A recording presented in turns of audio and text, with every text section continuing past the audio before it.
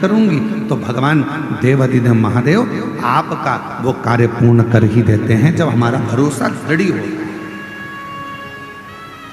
आप रात दिन पढ़ाई ना करें, विद्याध्ययन ही ना करें और मालूम पड़े दूसरों के पास जाकर पूछें हमारी पत्रिका में बता दो कि हमारा ग्रह क्या बोल रहा है, मेरा हाथ देखकर बता दो क्या मैं नीट क्लियर कर लूँगी, क्या मेरा भाग्य देखकर बता दो क्या मैं सीए बन जाऊँगा, क्या मेरा भाग्य देखकर बता दो क्या मैं आईएएस ऑफिसर बन जाऊँगा। पत्रिका दिखाकर, हाथ दिखाकर, मस्तक दिखाकर, पैर दिखाकर, ये घर दिखाकर आप बड़े अधिकारी नहीं बन सकते, बस अंदर से ऊर्जा ला सकते। तो अपने भीतर एक अलग से ऊर्जा पैदा करो। हमें किसी से नहीं पूछना कि मैं डॉक्टर बनूंगी कि नहीं बनूंगी, मैं कलेक्टर बनूंगी कि नहीं बनूंगी, मैं सीए बनूंगा कि नहीं बनूंगा। आपको भीतर से चुनना है कि मैं कलेक्टर हूं, कलेक्टर बनूंगी और कलेक्टर की कुर्सी पर बैठूंगी। आपकी पढ़ाई, आपकी विद्या अध्ययन, आपकी मेहनत, आपका परिश्रम और आपकी लगन आपको एक दिन कलेक्टर बनाकर बिठाएगा। आपकी मेहनत आपको ऊंचे पद तक पहुंचाएगा। मेहनत ही ना करो, संघर्ष ही ना करो और फिर कहो कि हम तो वहाँ शिव जी के मंदिर भी गए थे, हमने व्रत भी किया था। सीहोर वाला महाराज आपको एक बात हमेशा कहते आया है और शुरू से, आज से नहीं 30 साल से एक ही बात हम सबको कहते हैं, अपनी मेहनत को 4 गुना करना और फिर आखिरी में एक बेलपत्र पर शहद लगाकर शिव जी को चढ़ाकर चले जाना। बाबा आपकी मनोरथ पूर्ण करेगा, बाबा आपका कार्य पूर्ण करेगा। अब दुनिया के लोग क्या करते हैं, आधी बात तो दिखाते हैं, आधी बात गायब कर देते हैं। दुनिया के लोग दिखाते हैं कि सीहोर वाले महाराज जी ने बोला कि बेलपत्र पर शहद लगाकर जाना, कार्य सफल होगा, पर उसने आगे की बात को काट दिया कि सीहोर वाले महाराज जी ने कहा कि अपनी मेहनत को 4 गुना करो, रात दिन एक करो, परिश्रम पूर्ण करो। क्यों? क्योंकि हमारे मेहनत पर हमको खुद को भरोसा होना चाहिए, विश्वास। जैसे कई लोग दिन भर बैठकर हम पर इल्जाम लगाते रहते हैं, तुमने वहां पर ऐसा कर दिया, तुमने वैसा कर दिया, तुमने ये मांगा, तुमने वो मांगा। हमें अपने आप पर भरोसा है कि हम ना तो कभी किसी से कुछ लेते और ना कभी किसी के लिए कुछ कहते हैं। हम तो हमारे बाबा का गुणगान करते रहते हैं। अब दुनिया को आग लगे चाहे कुछ, अपनी मस्ती में जियो।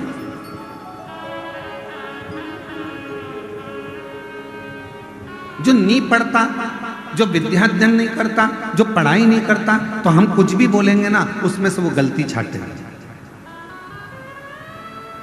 पर दुनिया तो पढ़ती है ना, जो पढ़े लिखे हैं, विद्वान हैं, विद्वत जन है, वो तो पढ़ते हैं कि काली मिर्ची का वर्णन कहाँ लिखा है, बेलपत्र का वर्णन कहाँ लिखा है, शिवजी पर जल चढ़ाने का वर्णन कहाँ लिखा है, कहाँ पर भगवान शंकर की बेलपत्र की महत्वता है, कहाँ पर श्री शिवाय नमस्तुभ्यम की महत्वता है। ये पढ़ने वाला व्यक्ति तो पढ़ता होगा ना, विद्याध्ययन करने वाला, कभी पढ़ने वाला तो ध्यान करता होगा। आप जितना जितना अपने आप पर भरोसा, अपने स्वयं पर करते, आपकी लड़ाई दुनिया नहीं लड़ेगी। आपकी लड़ाई अपने आप को लड़ना, अपनी मेहनत अपने आप को करना।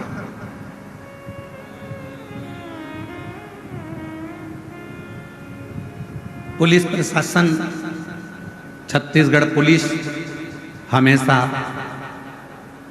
रोडों पर, चौराहों पर छत्तीसगढ़ पुलिस के जवान खड़े होकर एक बैनर लगाकर आप लोगों को सूचना देते हैं कि नशा कर कर गाड़ी मत चलाओ। छत्तीसगढ़ पुलिस ये चाहती है कि आप नशे से मुक्त हो। छत्तीसगढ़ पुलिस चाहती है कि आप नशा ना करें।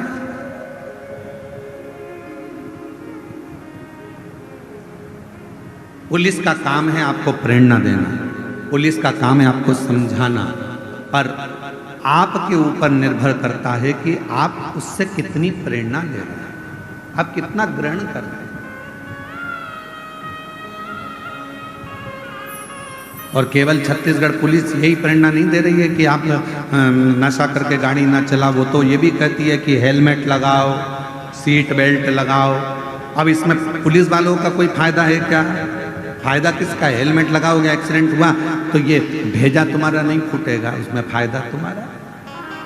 सीट बेल्ट बांध कर बैठो, फायदा तुम्हारा।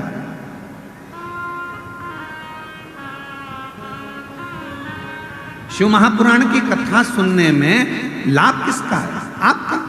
आपने अगर इस कथा में से कुछ सीख लिया कि शिव जी पर जल ऐसे चढ़ाना है, शिव जी पर दुर्वा ऐसे चढ़ाना है, शंकर जी पर ऐसे भगवान की भक्ति करना है, दक्षिण में खड़े होकर उत्तर की ओर मुख में जल चढ़ाना है, शंकर भगवान को कनेर का पुष्प रोली और हल्दी मिलाकर चढ़ाना है, अगर आपने तरीका सीख लिया, जैसे पुलिस कह रही है कि नशा कर कर गाड़ी मत चलाओ, उसी तरह शिव महापुराण भी तो कहती है कि अपने धन का नशा कर कर, अपनी सुंदरता का नशा कर कर, अपने ज्ञान का नशा कर कर आप बहुत लंबे चल नहीं सकते, एक्सीडेंट हो जाएगा। इसलिए इस अभिमत्ता के नशे को दूर करिए। आप इस अभिमत्ता के नशे को दूर करने का प्रयास करें, स्वयं को सुधारिए। गायत्री परिवार वाले हमेशा कहते हैं हम सुधरेंगे, जम के बोलो, हम सुधरेंगे, युग सुधरेगा, हम बदलेंगे। कितनी सुंदर बात गायत्री परिवार वाले कहते हैं कि हम बदलेंगे तो युग बदलेगा। पर आज का जमाना उल्टा है, सास बहू को बदलने में लगी और खुद नहीं बदल रही। आज का जमाना उल्टा है, बहू सास को बदलने में लगी है, खुद नहीं बदल रही। बेटा बाप को बदलने में लगा है, बेटा खुद नहीं बदल रहा। बाप बेटे को बदलने में लगा है, खुद नहीं बदल रहा। स्वयं को भी तो बदलना पड़ेगा। आज के ज़माने में बड़े बड़े लोग प्रवचन देते हैं, बड़े बड़े ज्ञान की बातें करते हैं और स्वयं नहीं बदल पाते। अपने आप को बदलना चाहिए। हम सुधरेंगे, आवाज नहीं आई, जरा गम के बोलो, हम सुधरेंगे, हम बदलेंगे, भारत माता की। तो ये हमारे जीवन का गायत्री परिवार वाले बात कहते हैं कि हमें सुधरना, हमें बदलना, और हम दुनिया को बदलने जा रहे हैं, खुद को नहीं बदल पा रहे।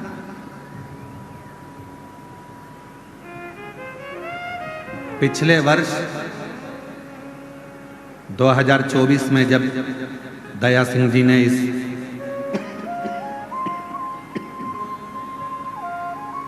जयंती स्टेडियम में शिव महापुराण की कथा करवाई थी दया सिंह जी, कई लोगों ने यहाँ से मदिरा छोड़ी थी, कई लोगों ने मांसाहार छोड़ा था, यहाँ तक कि पुलिस विभाग के एक बहुत बड़े अधिकारी ने भी अपना मांस का सेवन छोड़ दिया अपने। और उनको आज भी उनके दोस्त कहते हैं, अरे यार तू क्या, तूने वो महाराज के, नहीं, वो कहते महाराज के कहने पर नहीं छोड़ा, मेरे भीतर का संस्कार, मेरे भीतर के माता पिता का संस्कार और मेरे सनातन धर्म की संस्कृति ने मेरे को ये छुड़वाया। मेरे भीतर, मेरे माता पिता ने मुझे जो संस्कार दिए हैं, मेरे घर के जो संस्कार मुझे मिले हैं, उसने मुझे ये अच्छा बना दिया। दया सिंह जी, आपको बहुत बहुत साधुवाद है जो 2 साल से आप लगातार ऐसी शिव महापुराण की कथा कराकर संपूर्ण जगत का उद्धार कर रहे हैं, संपूर्ण भिलाई वासियों को आनंद दे रहे हैं, उसके लिए साथ आप बहुत स्वयं हम अपने आप को सुधार नहीं पा रहे हैं महाराज। हम दुनिया को सुधारने की बात कहें, यह श्रेष्ठता स्वयं। और शंभो शरणे मांगू घड़ी रे घड़ी, दुख काटो दया करी न दर्शन आपो। शंभो शरणे मांगू घड़ी रे घड़ी, दुख काटो दया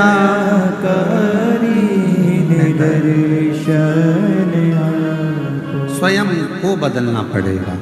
और ये निश्चित है, सास बहू को ना बदले, स्वयं बदले। बहू सास को ना बदले, स्वयं बदले। जेठानी ये ना सोचे कि मुझे देवरानी को बदलना है, जेठानी खुद बदले। देवरानी ये ना सोचे कि मेरे को जेठानी को बदलना है, देवरानी खुद बदले।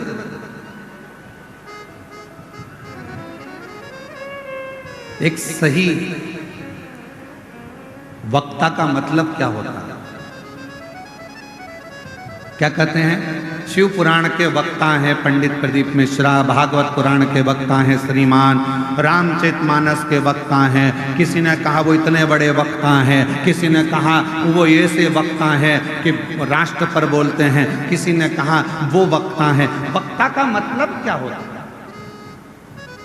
केवल बोलने वाला, केवल ज्ञान देने वाला। वक्ता का मतलब केवल बोलने वाला नहीं होता।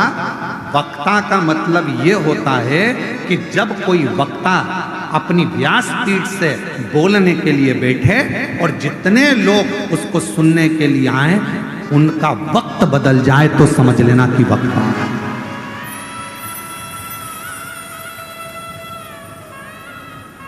श्रोताओं का वक्त बदल दे तो वक्ता। और हमारे देवाधिदेव महादेव की कृपा से हमने देखा है, शिव महापुराण में जितने भक्त शिव महापुराण की कथा को श्रवण करने के लिए आते हैं, उनका आज नहीं तो कल 3 महीने के अंदर, 6 महीने के अंदर बाबा की ऐसी कृपा होती है, अगर उसने दिल से कथा सुनी है तो उसका वक्त बदलता जरूर है, ये निश्चित। तुम्हारा वक्त नहीं बदला होता तो तुम शिव महापुराण की कथा में ऐसे पानी में, धूप में, कड़कती हुई गर्मी में, कल हमको कोई वीडियो बता रहे थे आशीष जी, तो बता रहे थे माताएं बांस लगा था उसको लांग लांग कर जा रही। आशीष जी हमको वीडियो बता रहे थे, माताएं उसको लांग कर जा रही।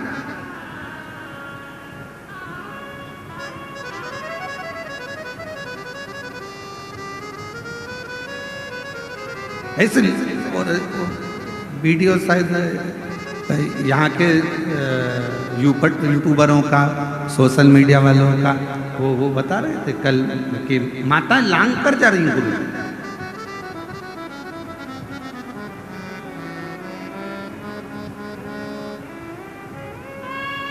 और धन्यवाद दूंगा यहाँ के सभी मीडिया कर्मियों का, धन्यवाद दूंगा यहाँ के पत्रकारों का, धन्यवाद दूंगा यहाँ की सोशल मीडिया का, धन्यवाद दूंगा यहाँ के यूट्यूबरों का, जिन्होंने अथक मेहनत कर कर इस शिव महापुराण को संपूर्ण विश्व तक पहुंचाया, संपूर्ण विश्व। अब ईमानदारी से बोलो, ना कोई आपको दक्षिणा दे रहा है, ना कोई आपको पैसा दे रहा है, ना कोई आपसे कह रहा है आपके घर में आकर कि कथा सुनने आना पड़ेगा, तुम्हें तो वहां बैठना ही पड़ेगा, जगह में आकर बैठना ही पड़ेगा। कोई तुमसे नहीं कह रहा कि तुम आओ, पर तुम कथा में क्यों आते हो? क्योंकि तुमको मालूम है मैंने पहले कथा सुनी, बाबा ने मेरा हाथ पकड़ा, आज किसी के आगे मुझे भीख नहीं मांगना पड़ता, मेरा बाबा मेरी झोली में लाकर दे देता। मैंने कथा सुनी, मेरे बाबा ने मेरा साथ दिया, फिर कथा सुनूंगी, फिर देगा, फिर प्रदान करेगा।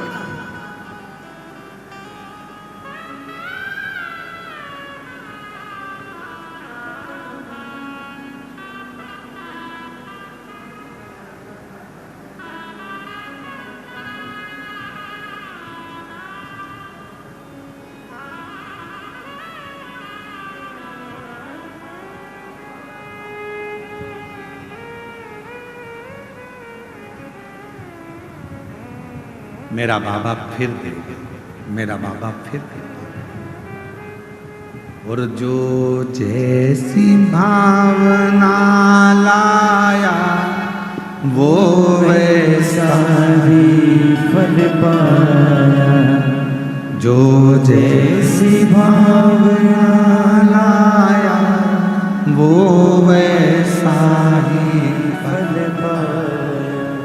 नहीं खाली उसे लौटाया वो मन ही मन हर्षाया, नहीं खाली उसे लौटाया, वो मन ही मन हर्षाया, और कर दिया मारा माद काशी वाले ने, लुटा दिया भंडार काशी वाले ने, कर दिया माला माल काशी वाले ने, लुटा दिया भंडार काशी वाले ने, लुटा दिया भंडार काशी वाले ने, कर दिया माला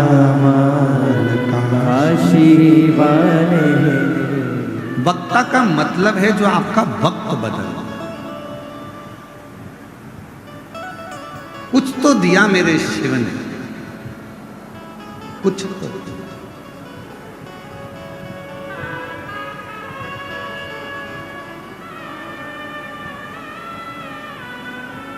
अच्छा बताओ,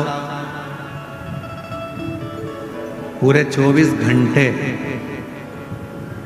आप सभी पंडाल में रहकर 2.5 घंटे की शिव पुराण का इंतजार करते हो। बोलो सही है कि गलत है? पूरे 24 घंटे। और मैं हम पंडाल वालों को भी नहीं बोलेंगे, हम तो घर में जाने वालों को जो कथा सुनकर अपने घर पर चले जाते हैं उनको भी हमने देखा। आज कथा सुनकर जाएंगे, फिर दूसरे दिन कथा का इंतजार करते हैं। जल्दी जाना है, 8 बजे कथा चालू हो जाएगी सुबह 8 बजे। हाँ, सुबह 8 बजे कथा चालू हो जाएगी। और जितने यहाँ बैठे हैं ना, सुबह रात को 3 बजे नींद खुल गई होगी।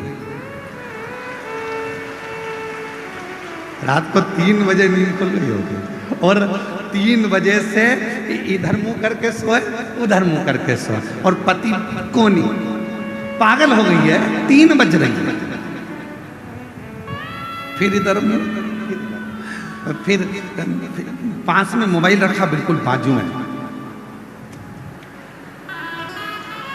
फिर थोड़ी देर बेचैनी, फिर और कब 6 बजे 5 बजे 6 बजे नहा धोए तैयार होए, चलिए उनको भी जगा दिया, मेरे को छोड़िए। अरे तू ऑटो इतनी सुबह से नहीं मिलेंगे, चलो छोड़िए। फिर आएगी कैसे? वो तो मैं आ जाऊंगी, तुम तो चलो। और कथा में आकर फिर जगह संभालना, बैठना, कितनी बेचैनी, कितनी बेचैनी।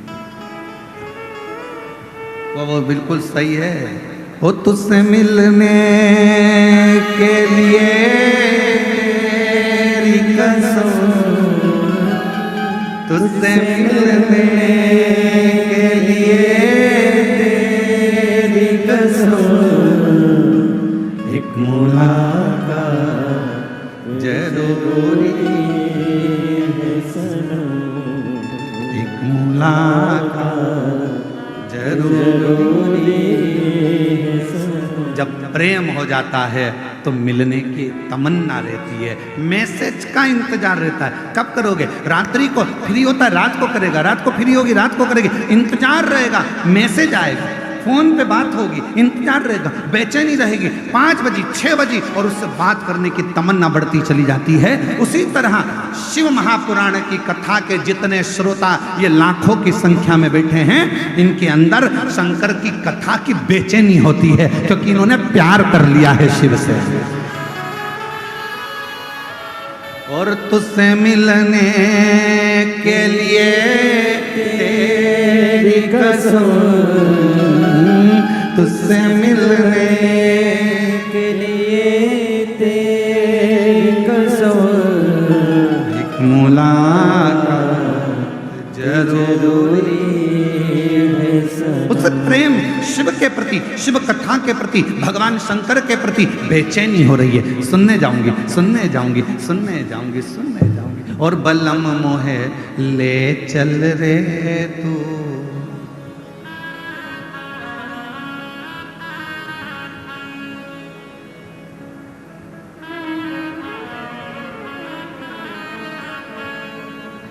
जहाँ विराजे डमरू वाला, जहाँ विराजे डमरू वाला। वो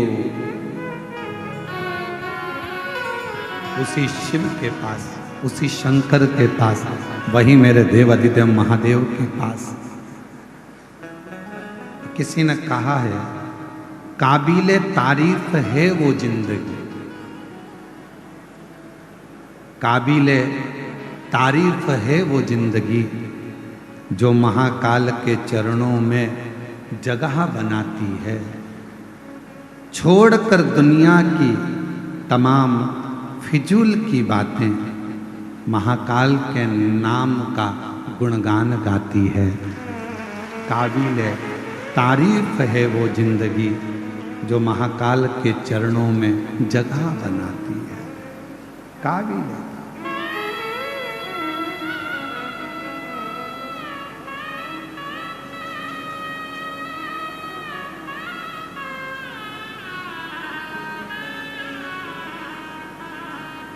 एक आस तुम्हारी है, विश्वास तुम्हारा मेरे बाबा सुन भी लो ये मेरी कहानी, बड़ी दूर किनारा है, कश्ती भी पुरानी है। भोले बाबा सुन भी लो ये मेरी कहानी है। मैंने को पुकारा है, मैंने तुमको पुकारा है, मेरे बाबा सुन भी लो ये मेरी कहानी है। बड़ी दूर किनारा है, कश्ती पुरानी है। भोले बाबा सुन भी लो ये मेरी कहानी है। शिव को जब स्नेह बढ़ जाए, प्रेम बढ़ जाए, बेचैनी बढ़ जाती है, नींद नहीं आती, रात भर दिन भर। कितना मेरी जीजियों, 5 पंडाल, शायद छत्तीसगढ़ के इतिहास की पहली कथा है जहां पर ये 5 पंडाल बड़े बड़े विग्रह विशाल लगाए गए और उसमें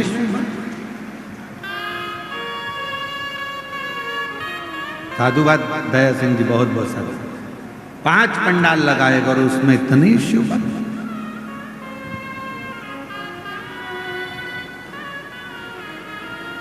और एक एक यहाँ के आपके जितने यूट्यूबर हैं, जितने पत्रकार बंधु, उन्होंने एक एक पंडाल की पूरी महत्वता बताई। ये पंडाल, इसमें ऐसे भक्त बैठे। मैं पत्रकारों को, बंधुओं को, मीडिया को, सोशल मीडिया को, यूट्यूबरों को, सबको साधुवाद।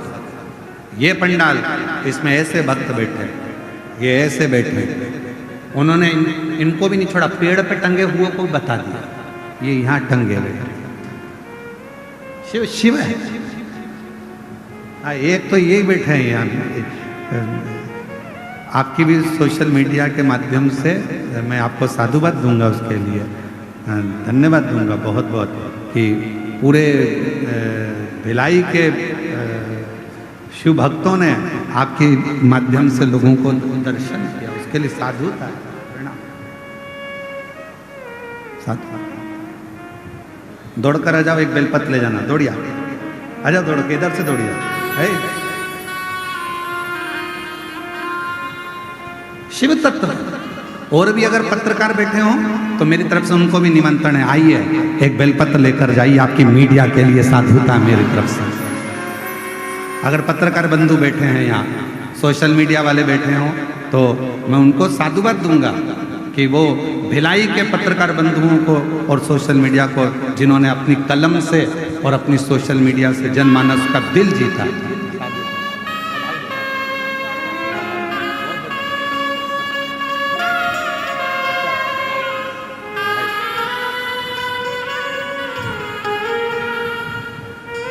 इन पत्रकार बंधुओं की कलम ने, जोरदार ताली बजाएं इन बच्चों के लिए, जिनकी मीडिया और सोशल मीडिया, जिन यूट्यूबरों ने अपनी अपनी भोले बाबा सुन भी लो ये मेरी कहानी है। सभी पत्रकारों बहुत कश्ती भी पुरानी है, पापों से भरी हूँ मैं, छोड़ो फिर भी रख लो, कुछ और तो पास नहीं, आंसू गिरवी रख लो।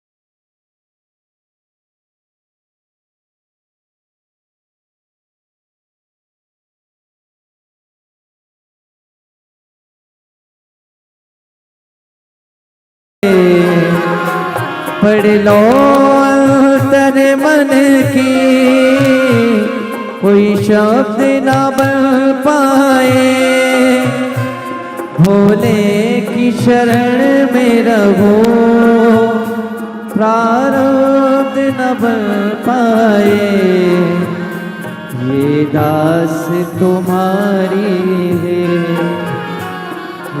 आस तुम्हारी है, भोले बाबा सुन भी लो ये मेरी कहानी है, बड़ी दूर किनारा है।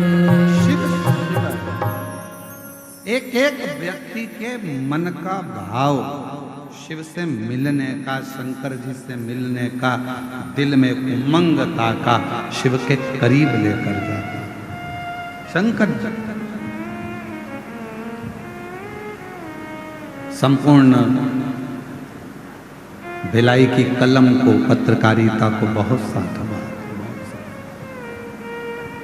शिव तत्व शिव शिव है, ओ घड़ी है साधुता उसकी। भोले बाबा सुन भी लो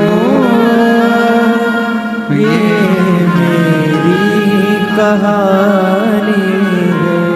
हे मेरी जीजी, मेरे जीजाओं, मेरी बेटियों, बेटाओं, मेरी भाई, मेरी बहनों, बुजुर्ग, मेरे माता पिता तुल्य जितने विराजमान हैं, मैं आपसे निवेदन करूं, कभी हिम्मत मत हारो, कभी अपनी मेहनत, अपना परिश्रम और अपना शिव जी पर करा गया भरोसा। कम मत होने देना। यदि आपने अपने से ज्यादा महादेव पर यदि भरोसा करा और अपनी मेहनत पर भरोसा करा, दुनिया की ऐसी कोई पद नहीं, ऐसी कोई कुर्सी नहीं, ऐसा कोई सिंहासन नहीं जहां आप नहीं पहुंच सकते, वहां तक पहुंचो। एक पत्र आया है, देखिए, बड़ा सुंदर।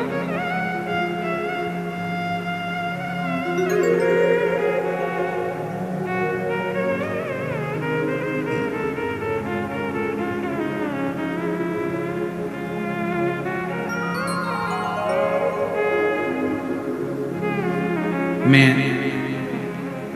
अमरीका साहू, पति नागेश कुमार साहू, कहीं बैठे हों तो बेलपत्र लेने के लिए आ सकते, हाथ हिला सकते हैं। मैं अमरीका साहू, पति नागेश कुमार साहू, बैकुंठ धाम कैंप नंबर 2 भिलाई। मेरा मोबाइल नंबर आजकल हमने दिखाना बंद कर दिया है, इसलिए उसको नहीं दिखाना। मैं अमरीका साहू, पति नागेश कुमार साहू, बैकुंठ धाम कैंप नंबर 2 भिलाई में। गुरुजी, मैं 2012 से सरकारी नौकरी की तैयारी कर रहा हूं, पर 2012 से सरकारी नौकरी के लिए तैयारी करते करते थक गई, पर नौकरी नहीं मिली। आखिरी में नौकरी की तैयारी करते करते मेरे 13 साल निकल गए। किसी ने कहा कि टीवी पर शिव महापुराण की कथा आती है, मैंने वो सुनना प्रारंभ करा, फिर वापिस मुझ में ऊर्जा। आप अपनी कथा में कहते हो कि अपनी मेहनत को 4 गुना करो, हिम्मत मत हारना, दुनिया की ऐसी कोई कुर्सी नहीं जिस पर आप नहीं बैठ सकते। और मेरे मन में ऊर्जा जागी। 13 साल के बाद फिर मैंने वापस तैयारी प्रारंभ की और बाबा की ऐसी कृपा हुई, 2 जून 2025 में मेरा नौकरी स्वास्थ्य विभाग में सरकारी लग गई। मैं बाबा को यहाँ प्रणाम करने के लिए प्रणाम। आप ही हैं, आ जाइए, बेलपत्र ले जाना, आ जाओ, आ जाओ। मैं अमरीका साहू, पति नागेश कुमार साहू, बैकुंठ धाम कैंप नंबर 2 भिलाई से। शिव शिव है। एक पत्र और बड़ा सुंदर है, देखिए।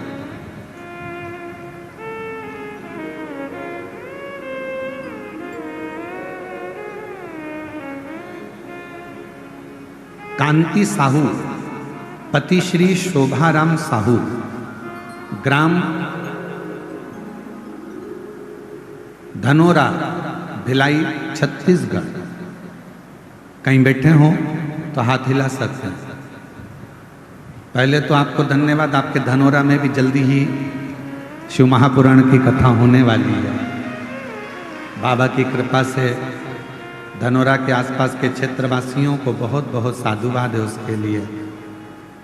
जो आपके क्षेत्र में कथा हो रही है, बहुत साधारण परिवार कथा करा रहा है और बाबा की बड़ी करुणा है। सीहोर में जाकर बाबा के चरणों में बैठकर उन्होंने बाबा से विनय कर कथा को प्राप्त किया। मैं पूरे धनोरा वासियों को बहुत बहुत साधुवाद देता हूँ उनके लिए। मेरा नाम, मैं कांति साहू, पति श्री शोभाराम साहू, ग्राम धनोरा, भिलाई, छत्तीसगढ़ से हूँ। मेरे गले में गठान हो गई थी। मैंने डॉक्टर को दिखाया तो ऑपरेशन के लिए बोल दिया। पिछले कथा में 7 दिन तक यहीं भिलाई में जयंती स्टेडियम में मैंने कथा सुनी। मैंने डॉक्टर साहब से कहा था कि मैं ऑपरेशन बाद में करा लूँगी, और कथा सुनने के लिए मैं जयंती स्टेडियम में आ गई। रोज मंदिर जाना चालू कर दिया। कुंदकेश्वर महादेव के नाम से सीहोर का रुद्राक्ष का जल ग्रहण किया, बेलपत्र खाई, गुरुदेव। फिर मेरे गले का गठान, हम जांच के लिए, ऑपरेशन के लिए जब गए तो डॉक्टर ने कह दिया तुम्हारे गठान पूरी खत्म हो गई है, अब तुम्हें ऑपरेशन की जरूरत नहीं है, गठान गल चुकी है। मैं बाबा को धन्यवाद देने के लिए आई हूँ, बाबा को प्रणाम करती हूँ। जिन्होंने इस पवित्र कथा का लाभ हमको दिया, और बाबा को धन्यवाद देती हूँ। कहीं बैठी हो? कांति साहू पति श्री शोभाराम साहू, ग्राम धनोरा, भिलाई, छत्तीसगढ़। और तेरी कृपा का क्या है भरोसा, कब किस पर हो जाए जरा सी हम पर कर दो, जरा सी हम पर कर दो। तेरी कृपा का क्या है भरोसा, कब किस पर हो जाए जरा सी हम पर कर दो। बहुत सालों से 12 साल से इंतजार कर रही थी कि सर्विस लगेगी, नौकरी लगेगी। हिम्मत हार कर बैठ गई थी बेटी। कथा सुनकर फिर वापिस इसने एग्जाम दिया, फिर तैयारी करी, और शिव जी की कृपा से आज सरकारी नौकरी वापिस करा। हिम्मत आपकी, परिश्रम आपका, और विश्वास शिव पर पूर्ण रखो। और जितने कथा में आए हो ना, एक भरोसे के साथ छाती ठोक कर कहना, मैंने कथा सुनी है भिलाई की, मैंने जो मांगा है मेरा बाबा मुझे 3 महीने में, 6 महीने में मेरी झोली में जरूर देगा, ये मुझे विश्वास है।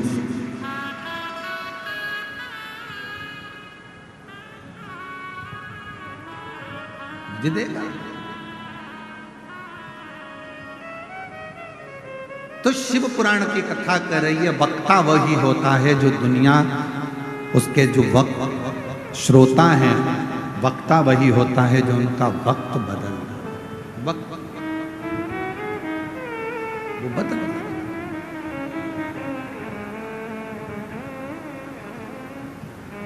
जो जैसे मामना लाया वो वैसा ही फल पाया, नहीं खाली उसे लो। गले में गठान हो गई थी, डॉक्टर ऑपरेशन का बोला था, थोड़ा थोड़ा गलत भी बता दिया था, और बाबा की कृपा से पंडाल में बैठकर पिछले वर्ष कथा सुनी, उसके बाद में जाकर फिर रायपुर जांच कराई, और शिव जी की कृपा से पूरी गठान गल गई, ठीक हो गई। नहीं खाली उसे लौटाया वो मन ही मन हर्षाया, कर दिया माना मान काशी वाले ने, लुटा दिया भंडार काशी वाले ने। भैया जी कह रहे हैं बहुत घबरा चुकी थी, डॉक्टर ने हर कुछ कहा, फिर मैं लेकर कहाँ जाऊं, कथा भी सुनी, सीहोर भी पहुंच गए, और बाबा की कृपा से गठान का ऑपरेशन नहीं करना पड़ा। ठीक, इसको तुम्हारा विश्वास ठीक कर। बीमारी आ जाए और कोई कहे तुम बीमार हो, ये तब तकलीफ है, ये बीमारी ये बड़ी लग जाएगी, ऐसा हो गया, जांच कराओ, डॉक्टर को शिव मानो, जांच भी करा, दवाई भी खाओ, कुंदकेश्वर महादेव का नाम लेकर। पर ये मत सोचना कि तुम्हें कोई बड़ी बीमारी हो गई। मैं जानती हूँ शंकर जी को 1 लोटा जल 1 महीने तक रोज चढ़ाऊंगी, बेलपत्र खाऊंगी, जल पीऊंगी, नंदी के पास बैठूंगी, अपने दिल की बात कहूंगी, मेरा भोले बाबा मेरा बाप है, पिता है, सुन लेगा, बीमारी हटा देगा, तकलीफ मिटा देगा। वो मेरा पिता है, मेरा पिता है, वो मेरे दुख को हर, मेरी तकलीफ उसको अपना। कितना सुंदर कहा, जब जिस समय पर तारकासुर के प्राण छूटे और तारकासुर के 3 बेटे तारकाक्ष, विदुम्माली और कमलाक्ष, 3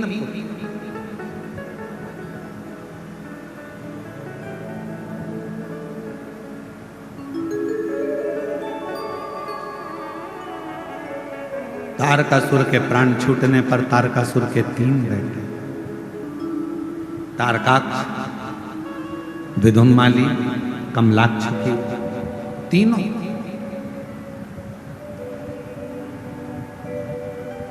जब बाल्यावस्था में ये तीनों बच्चे थे, अपने पिता तारकासुर से जाकर इन्होंने एक प्रश्न किया।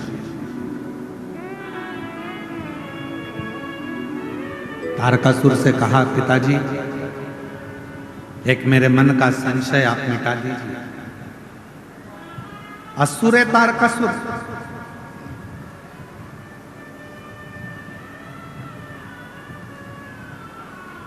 तीनों ने प्रश्न किया, हमारे मन का एक संशय है, आप मिटा दीजिए। तारकासुर ने अपने तीनों बेटे तारकाक्ष, विदुमाली, कमलाक्ष की जो बाल्यावस्था में थे, छोटे थे, उनसे पूछा, क्या संशय, क्या प्रश्न है तुम्हारा, क्या संशय है तुम्हारा, क्या है? कहा, मेरा संशय केवल इतना सा है कि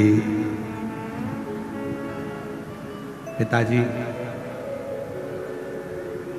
आप ब्रह्मदेव आपसे बेर है, ब्रह्मा जी से आपका बेर है, भगवान विष्णु से आपका बेर है, इंद्र से आपका बेर है, जितने देवता हैं सब से आपका बेर है। विदुमाली, कमलाक्ष की, तारकाक्ष पूछ रहे हैं, केवल एक शिवजी से आपका बेर नहीं, शंकर भगवान से आपका कोई बेर नहीं, सबसे बेर है।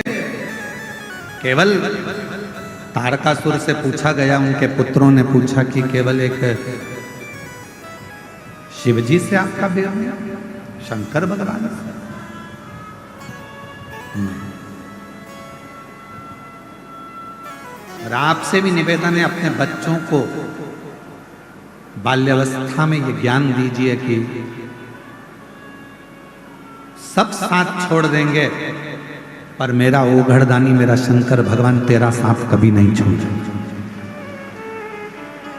अपनी बेटी को जब विदा करो, कन्यादान कर कर अपनी बेटी को अपने घर से विदा करो, तो उस बेटी के कानों में एक बात कहकर भेजना कि तेरा ये पिता, तेरी ये माँ तुझे इस घर से विदा कर रहे हैं, पर याद रखना बेटी, अगर ससुराल में तकलीफ आए तो तेरे ससुराल के पास में जो शंकर जी का मंदिर हो, वहां एक लोटा जल लेकर चले जाना, वो बाप भी तेरा ही है, तुझे संभाल,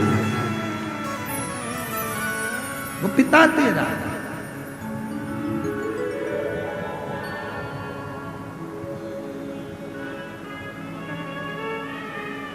कहा नहीं शिव,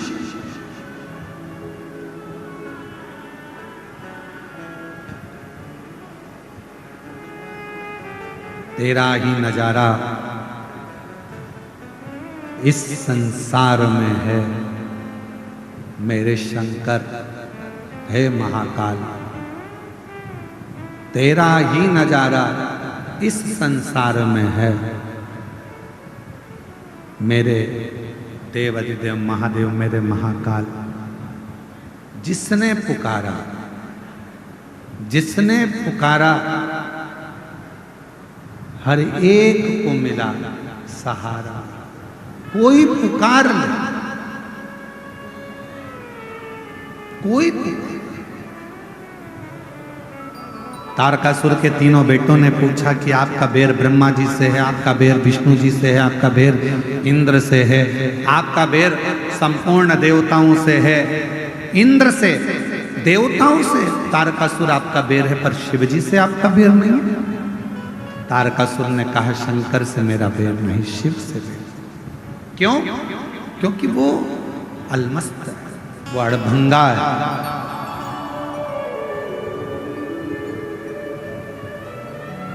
अड़भंगा, उसका आधे से ज्यादा समय तो समाधि में निकल जाता है, बचा थोड़ा समय परिवार में निकल जाता है। कौन परिवार?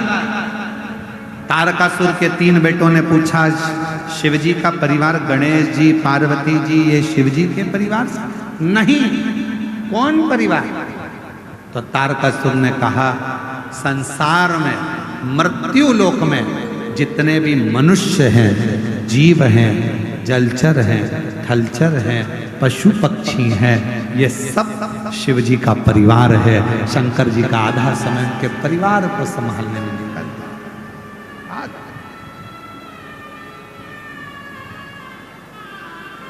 ये सब रिश्ता तेरा मेरा सबसे प्यारा, रिश्ता तेरा मेरा सबसे प्यारा, तू मेरा मैं हूँ तेरा, मैं हूँ तेरा,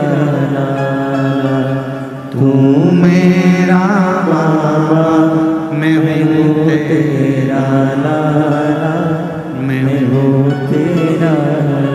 अपनी बेटी को विदा करो तो उसके कानों में कहकर भेजना कि तेरा पिता भले रायपुर में, तेरा पिता भले भिलाई में, तेरा पिता भले भोपाल इंदौर में, पर तेरा एक पिता तेरे घर के पास में, ससुराल के पास में जो शंकर का मंदिर है, वहीं शिव के मंदिर में जो शिवलिंग है, एक पिता तेरा वहां भी है। दिल से पुकारना, एक लोटा जल लेकर जाना, तेरे दुख को वो समाप्त कर दे। वो तेरा पिता, वो तेरा पिता।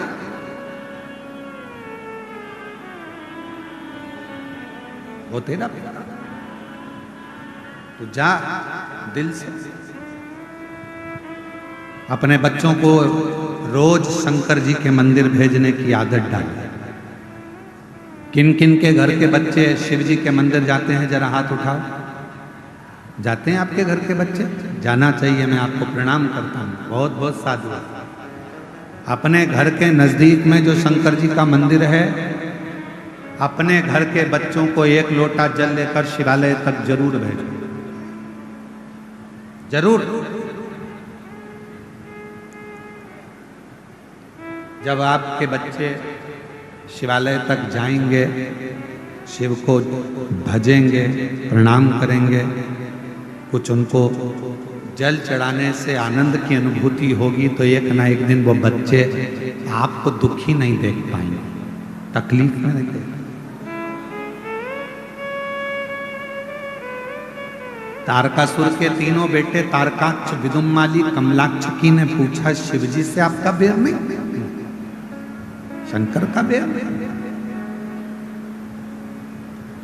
मेरे भोले बाबा से किसी असुर का बैर नहीं है, मेरे भोले बाबा से किसी गंधर्व का बैर नहीं है, मेरे भोले बाबा से किसी देवता का बैर नहीं है, मेरे भोले बाबा से किसी जनमानस के किसी का भी बैर शिव जी से, शंकर जी से, किसी का।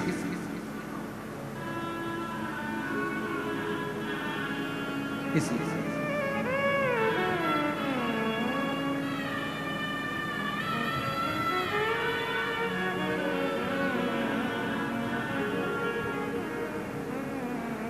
इसलिए शिव महापुराण की कथा कहती है, मैं तो बैठी थी गंगा किनारे, मैं तो बैठी थी गंगा किनारे, आके दर्शन दिया ओ भोलेनाथ, आके दर्शन दिया ओ भोलेनाथ, दिल तुझको दिया ओ भोलेनाथ, दिल तुझको दिया ओ भोलेनाथ, दिल तुझको दिया ओ भोलेनाथ, दिल तुझको दिया ओ भोलेनाथ, मेरे ओ भोलेनाथ, ओ भोलेनाथ, मेरे ओ भोलेनाथ,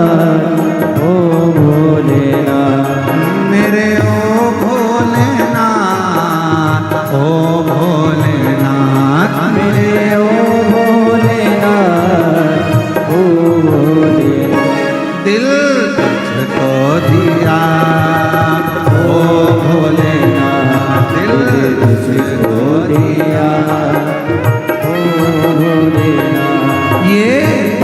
कर दिया ओ भोलेनाथ, ये क्या कर दिया ओ भोलेनाथ। दोनों हाथों से बड़े प्रेम से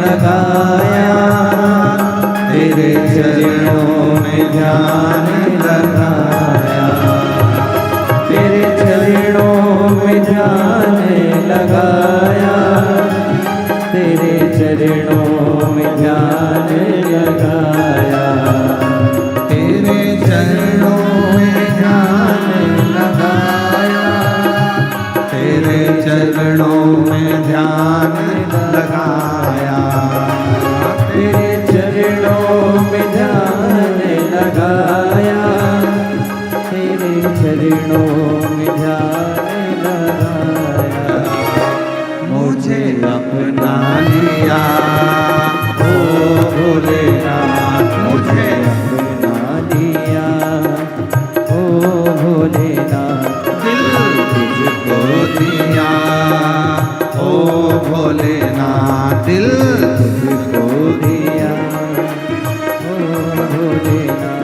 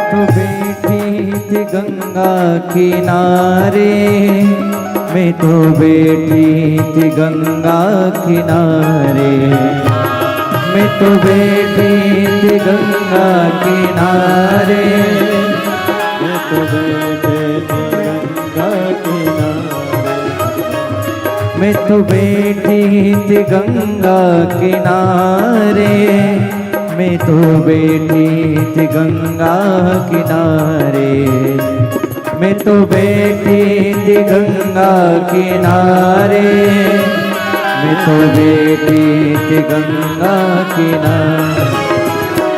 आके दर्शन दिया ओ भोलेनाथ, आके दर्शन दिया ओ भोलेनाथ, दिल तुझको दिया ओ भोलेनाथ, दिल तुझको दिया ओ भोलेनाथ, ओ भोलेनाथ, ओ भोलेनाथ, मेरे ओ भोलेनाथ, ओ भोलेनाथ, मेरे ओ भोलेनाथ, ओ भोलेनाथ, मेरे ओ भोलेनाथ, ओ भोलेनाथ, दिल तुझको दिया ओ भोलेनाथ, दिल तुझको दिया ओ भोलेनाथ, ये क्या कर दिया ओ भोलेनाथ, ये क्या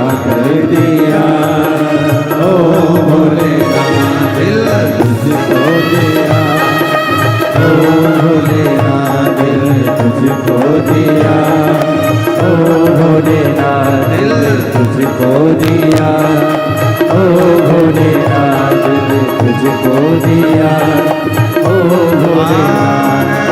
महादेव है। अपने स्थान पर बैठकर भगवान देवाधिदेव महादेव जी से अपने मन का भाव बड़े आनंद के साथ दिल से निवेदन करें, प्रार्थना करें, विनय करें। भगवान शिव से भाव से विनय निवेदन करें। जहाँ जगह मिले वहाँ बैठ जाएं। आज कथा का विराम दिवस है। घर से मेहमान जब जाते हैं तो घर के बच्चों के हाथ में कुछ न कुछ देकर जाते हैं।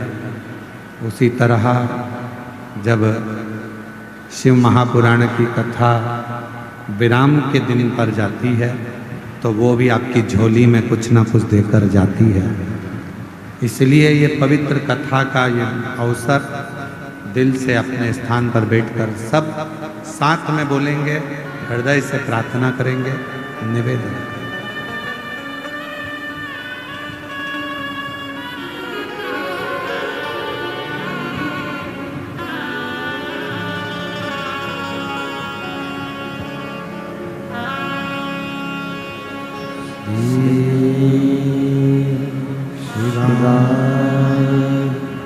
नमस्तु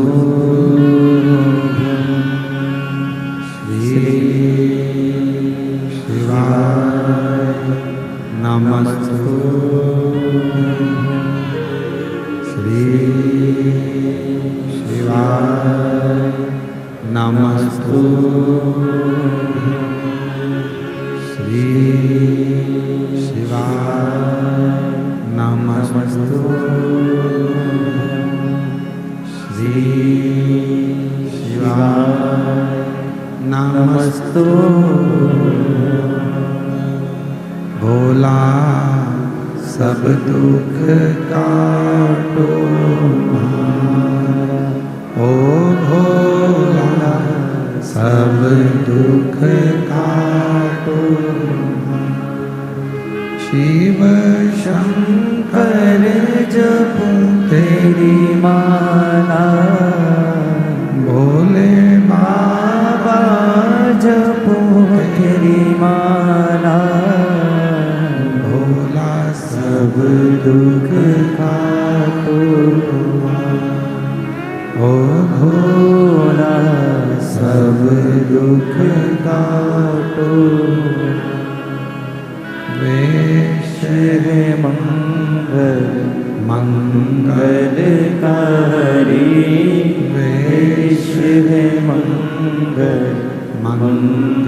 बलकारी शमशान निवासी हमारा शमशान निवासी हमारा भोला सब दुख काटो हमारा ओ भोला सब दुख काटो हमारा।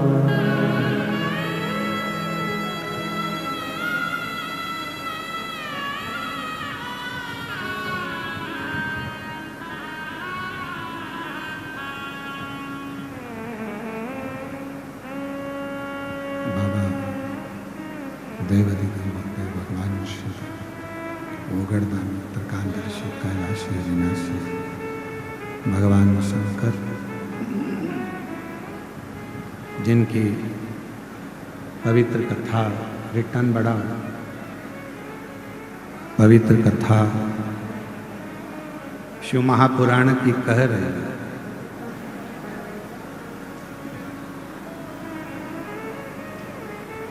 एक अपने आप पर विश्वास,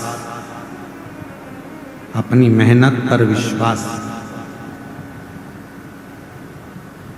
अपनी शिक्षा पर विश्वास, अपने आप पर भरोसा और दूसरा मेरे देवादिदेव महादेव पर भरोसा, ये जिंदगी में सफलता देता ही।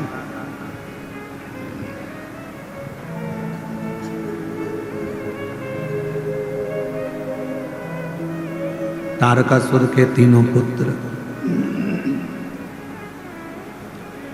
तारकाक्ष, कमलाक्षकी, विदुम्माली, तीनों ने अपने पिता तारकासुर से कहा कि आपका बेर शिवजी से नहीं।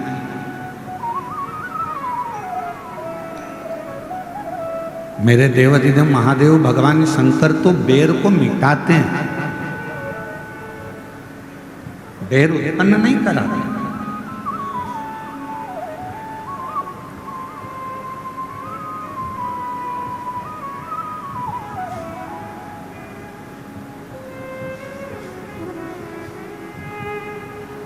भगवान देवादिदेव महादेव से हमेशा एक बात कहा करो,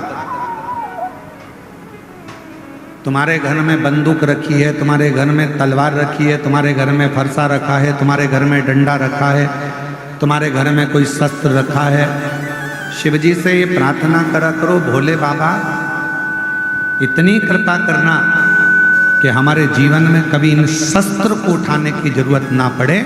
हमारी वाणी के द्वारा, हमारी वाणी के द्वारा, हमारे शब्दों के द्वारा, हमारे प्रेम के द्वारा ही संपूर्ण जगत हमारे अनुकूल होता है।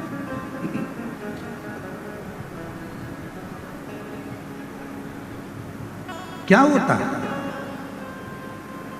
कभी किसी थानेदार से जाकर पूछना, कभी किसी थाने में जाकर किसी थानेदार से जाकर पूछना कि उनके पास दिन भर में कितने केस आते हैं, कितने केस। 10 मिनट का क्रोध आया, तलवार उठाई, चक्कू उठाया, किसी को मार दिया। कितनी देर का गुस्सा था? 10 मिनट का। कितनी देर का क्रोध था? 10 मिनट का। 10 मिनट का क्रोध आया, चक्कू उठाई, तलवार उठाई, डंडा उठाया, किसी को मार दिया। बाद में रिपोर्ट हुई, बाद में फिर थाने गए, मालूम पड़ा 10 मिनट के गुस्से में आपकी जिंदगी के 10 साल जेल में कटवा दिए, थाने में कटवा दिया। कौन कौन रो रहा है?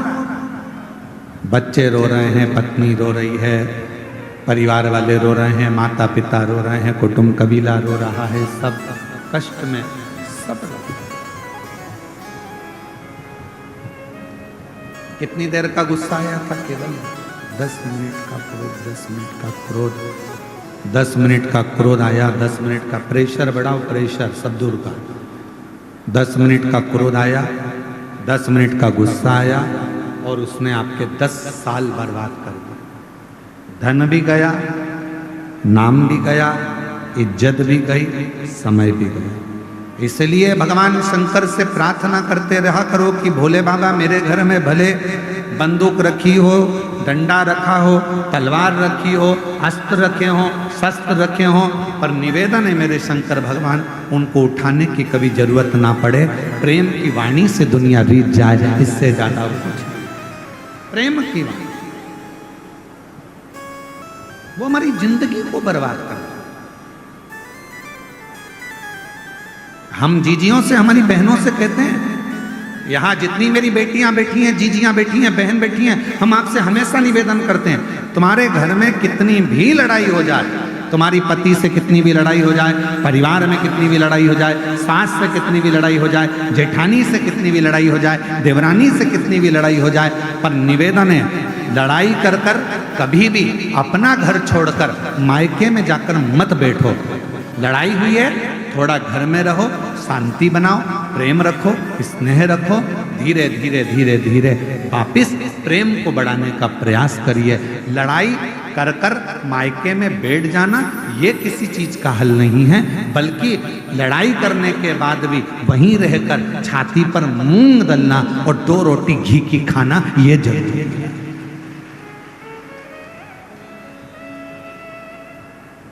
क्यों रूठ कर जाए?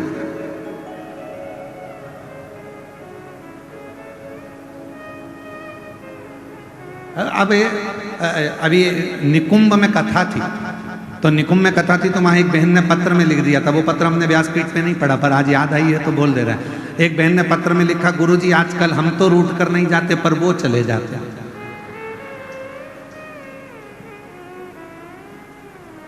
अब हम उनसे पूछने वाले थे पत्र के माध्यम से कि वो रूट कर कहाँ चले जाते हैं, कि पता नहीं कहाँ उनके रिश्तेदार क्या चले जाते हैं, फिर 2 दिन बाद 3 दिन बाद आ जाते हैं। तो हमने कहा 2-3 दिन बाद आ तो जाते हैं ना, यही बहुत है। पुरुष जाएगा तो आ भी जाएगा, पर मेरी जीजियों तुम इतना बड़ा मुंह लेकर जाती हो कि अब तो जाऊंगी नहीं, चाहे कुछ भी हो जाए, अब नहीं जाऊंगी। तो वो दिक्कतदार, इतना नहीं। हम हमारे बाबा की बेटी हैं, हम हमारे शंकर जी की पुत्री हैं, और तुम्हारे घर में जितने माता पिता हैं ना, आप सबके वो शिव और पार्वती का ही रूप है, आप उनकी बेटी हो, तो हम अपने संस्कारों से विहीन कैसे हो जाए? आप सबको मालूम होगा शंकर जी की बेटी अशोक सुंदरी,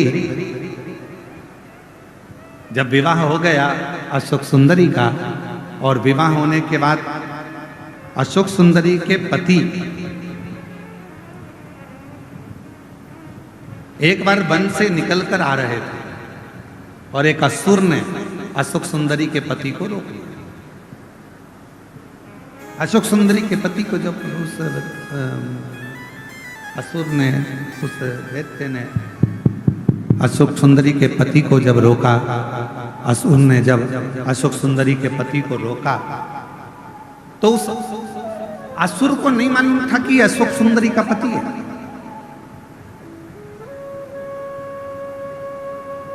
चार दिन निकल गए अशोक सुंदरी के, पता नहीं स्वामी कहां चले गए। अब शिव जी की बेटी है, ना जाने कहां चले गए, ना जाने कहां चले गए, ना जाने कहां चले गए। ढूंढते ढूंढते अशोक सुंदरी खुद निकल गई, और अशोक सुंदरी उस असुर के सामने जाकर जो खड़ी हुई, असुर ने उसी समय पर अशोक सुंदरी के पति को छोड़ दिया। उसी समय, एक क्षण की देरी नहीं।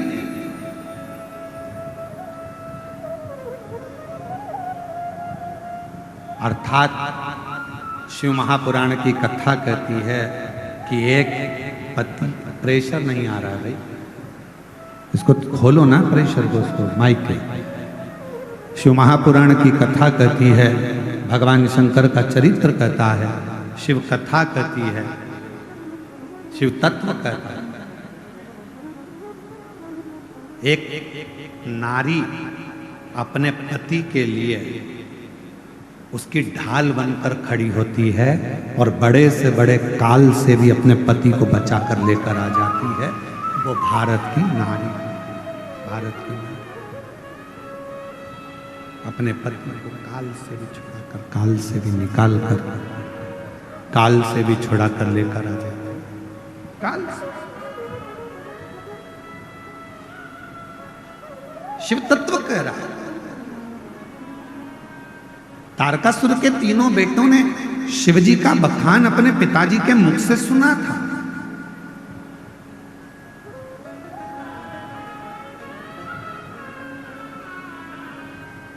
तारकासुर जब चले गए, ब्रह्मा जी का तप किया तारकासुर के बेटों ने, तारकाक्ष विदुमाली कमलाक्ष जी ने, और वर मांगा हमारे प्राण ना जाएं। तभी भी ब्रह्मा जी ने कह दिया था ऐसा हो नहीं सकता कि तुम्हारे प्राण नहीं जाएंगे।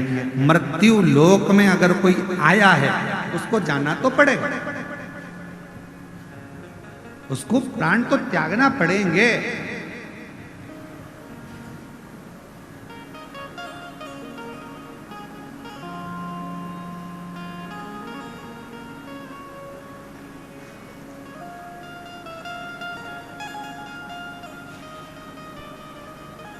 कोई जल्दी जाएगा, कोई लेट जाएगा, कोई झोपड़े से जाएगा तो कोई महल से जाएगा। जीवन है, जाना तो है, आज नहीं तो कल जाना। तो तारकासुर के तीनों बेटों को ब्रह्मा जी ने कहा मृत्यु तो आएगी, तो उन्होंने कहा फिर दूसरा वर दे दीजिए। कौन सा वर? अगर मृत्यु आना ही है तो ऐसा वर दीजिए, हम तीनों की तीन नगर का निर्माण कर दीजिए, उस 3 नगर में हम रहेंगे। हमारे प्राण छूटे तो एक साथ छूटे, हम मरे तो एक साथ मरे, हमारे प्राण जाएं तो एक साथ जाएं। ब्रह्मा जी ने तथास्तु कहा, ठीक है, तुम्हारे तीनों के प्राण जाएंगे तो एक साथ जाएंगे। वर मिल गया ब्रह्मा जी का। अब तीनों ने अपनी अपनी पुरी का निर्माण कर लिया और तीनों ने अपनी अपनी पुरी का निर्माण करा। 3 पुरी में तीनों रहने लगे। समय आया, खूब उत्पात उन्होंने मचाया। तब भगवान शिव जी के सामने जाकर विनय करा। शिव जी ने कहा कि मैं आप सब 33 कोटि देवताओं से निवेदन करूं कि आप पशु बन जाओ, मैं तुम्हारा पति बन जाऊं। पति का मतलब मालूम है आप लोगों को? हर हर। पति का मतलब मालूम है? पति का मतलब होता है भरण पोषण करने वाला।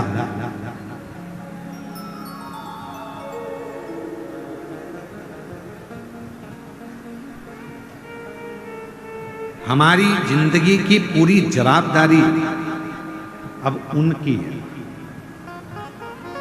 पिता, पति, भाई, पुत्र। एक नारी के लिए ये 4 स्तंभ का काम करता है। एक स्त्री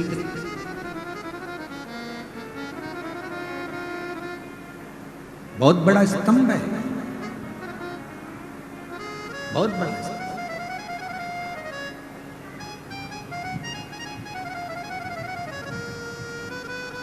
और एक नारी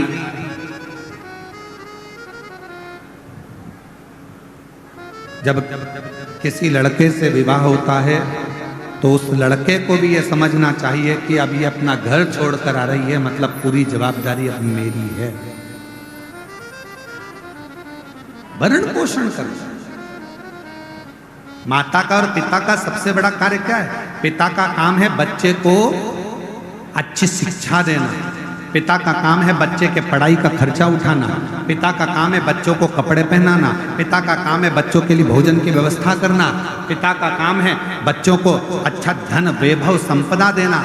पर पिता से ज्यादा जरूरी काम माता का होता है कि घर में जो बच्चे पढ़ाई कर रहे हैं, घर में जो बच्चे रह रहे हैं, उनको अपने घर के संस्कारों में ढालना और उन बच्चों को सही मार्ग निश्चित करना, प्रशस्त करना। ये माँ का कर्तव्य ज्यादा बड़ा होता है। पिता से बड़ा होता है माता का कर्तव्य, जो अपने बच्चों को साधे, संस्कारों से जोड़े। इसलिए मेरा बेटाओं से निवेदन है, बेटियों से निवेदन है, अपनी जिंदगी में 2 को मत छोड़ना, एक माँ को, एक माला को। माँ तुम्हें अपने आंचल में रखेगी और माला आपको जिंदगी में छाती तान कर चलना सिखा देगी।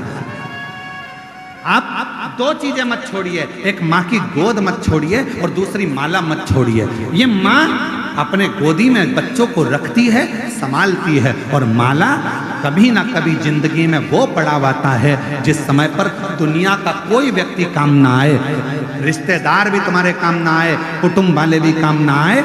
जब डॉक्टर कह देता है कि अब कुछ भी नहीं बचा, तब रिश्तेदार हॉस्पिटल के कमरे के बाहर रहते हैं, वेंटिलेटर के बाहर रहते हैं, परिवार बाहर रहता है। उस समय पर अकेले पलंग पर पड़े होते हो, श्वास चल रही होती है, आंखें खुली होती है, डॉक्टर सिस्टर अपना काम कर रहे होते हैं, हल्का हल्का होश रहता है। उस समय पर कोई काम नहीं आता, सब बाहर खड़े होकर डॉक्टर से बात करेंगे, रिश्तेदार बात करेंगे, पर अंदर तुम्हारे शरीर की पीड़ा तुमको सहना है। उस समय पर फिर दो चीजें काम आती है, एक माँ ने तुम पर जो दुआ दी होगी और दूसरी तुमने माला उठाकर कभी श्री शिवाय नमस्तुभ्यम कहा होगा, तब वो तुम्हारे सम्मुख में, तुम्हारी माँ और माला ये कभी ना छूटे। और अंत समय प्रभु, सब बोलिए, साथ में बोलिए, अंत समय प्रभु आना पड़ेगा, वचन दिया तो निभाना पड़ेगा। आए ना आए प्रभु कुटुंब कबीरा, अंत समय प्रभु आना पड़ेगा, वचन दिया तो निभाना पड़ेगा। अंत समय प्रभु आना पड़ेगा। कौन आए? कौन तुम्हारे अंत समय में आने वाला है? अकेले पलंग पर होगे, सब बाहर होंगे, सब।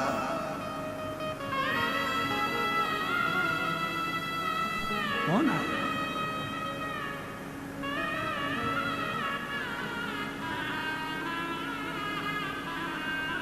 कितना बड़ा बंगला है तुम्हारा, वो प्रॉपर्टी नहीं है। कितनी जमीन है तुम्हारी, वो प्रॉपर्टी नहीं है। कितनी गाड़ियां खरीदी, वो प्रॉपर्टी नहीं है। सबसे बड़ी प्रॉपर्टी कब नजर आती है? जब व्यक्ति मरता है, अर्थी पर सोता है, तब समझ में आता है कि व्यक्ति की प्रॉपर्टी कितनी है, मतलब उसका व्यवहार कितना है, तब समझ में आता है। पड़ा है अर्थी पर, पड़ोसी भी नहीं आते किसी किसी के, तो रिश्तेदार भी नहीं आते, नातेदार भी नहीं आते, पड़ा प्रॉपर्टी। हमारे को लगता है जमीन जायदाद घर बंगला ये हमारी प्रॉपर्टी, नहीं नहीं, हमारी सही प्रॉपर्टी हमारा व्यवहार। एक जेठानी और देवरानी में लड़ाई हो जाती है, वो अपने घर चली जाती है, वो अपने घर चली जाती है, सबका घर, सबका मकान, सबका अपना हो जाता है, एक दूसरे का मुंह नहीं देखते। क्यों? क्योंकि उन्होंने सब कुछ बनाया, बंगला भी बना लिया, गाड़ी भी बना ली, सब कुछ कर लिया। दोनों के पति कमा रहे हैं, दोनों कमाकर बंगला भी बना रहे हैं, गाड़ी भी ला रहे हैं, पर उसकी प्रॉपर्टी, वो जो प्रेम की प्रॉपर्टी थी, वो नहीं बढ़ा।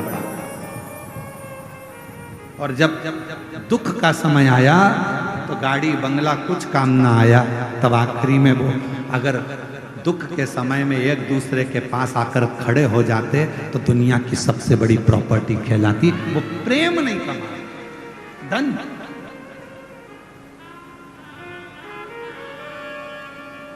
और हमारा निवेदन है, कभी आइए कुबेरेश्वर धाम पर आकर दर्शन कर कर जाना, जहां पर हजारों लोग प्रतिदिन सुबह 10 बजे से लेकर रात्रि के 7 बजे तक भरपेट रोटी सब्जी मीठा नमकीन भोजन भरपेट पाते हैं। कभी आइए कुबेरेश्वर धाम पर, वहां पर आकर रजिस्टर चेक करिए, जहां पर पूरे भारत के ना जाने कितने बेटा और बेटी हैं जिनके स्कूल की फीस कॉलेज की फीस जमा करी जाती है और उनको पढ़ाया जाता है। कभी आइए कुबेरेश्वर धाम पर, वहां आकर देखिए कि प्रतिदिन कितने शिविर नेत्रों के लग रहे हैं, कितनों की आंखों का ऑपरेशन हो रहा है, कितनों की चिकित्सा हो रही है, कितनों के इलाज हो रहे हैं। कभी आइए कुबेरेश्वर धाम पर कि कुबेरेश्वर धाम के आसपास में भी अगर किसी के प्राण छूट जाते हैं और उसकी बॉडी ले जाने के लिए अगर एम्बुलेंस नहीं मिलती तो सीहोर कुबेरेश्वर धाम से उसके नगर तक उस बॉडी को भेजा जाता है। कभी आइए कुबेरेश्वर धाम पर और वहां आकर देखिए कि हम अपने जीवन में कौन सा सत्कर्म कर रहे हैं, क्या चल रहा है,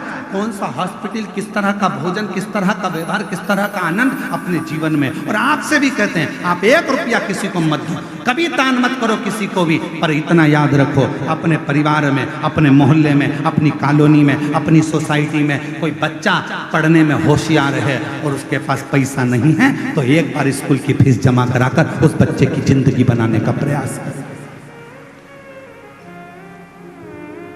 दुनिया में 2 दान सबसे बड़े होते हैं, एक शिक्षा का, एक चिकित्सा का। देने का प्रयास करिए। कभी विचार करना, आना कुबेरेश्वर धाम, रहना, विचार करना हम कुबेरेश्वर धाम आए हैं, जरा यहाँ का नजारा देखें। केवल कंकर शंकर पूजन नहीं, यहाँ की व्यवस्थाओं को भी देखा जाए, यहाँ का आनंद भी देखा जाए कि क्या है ऐसा, क्या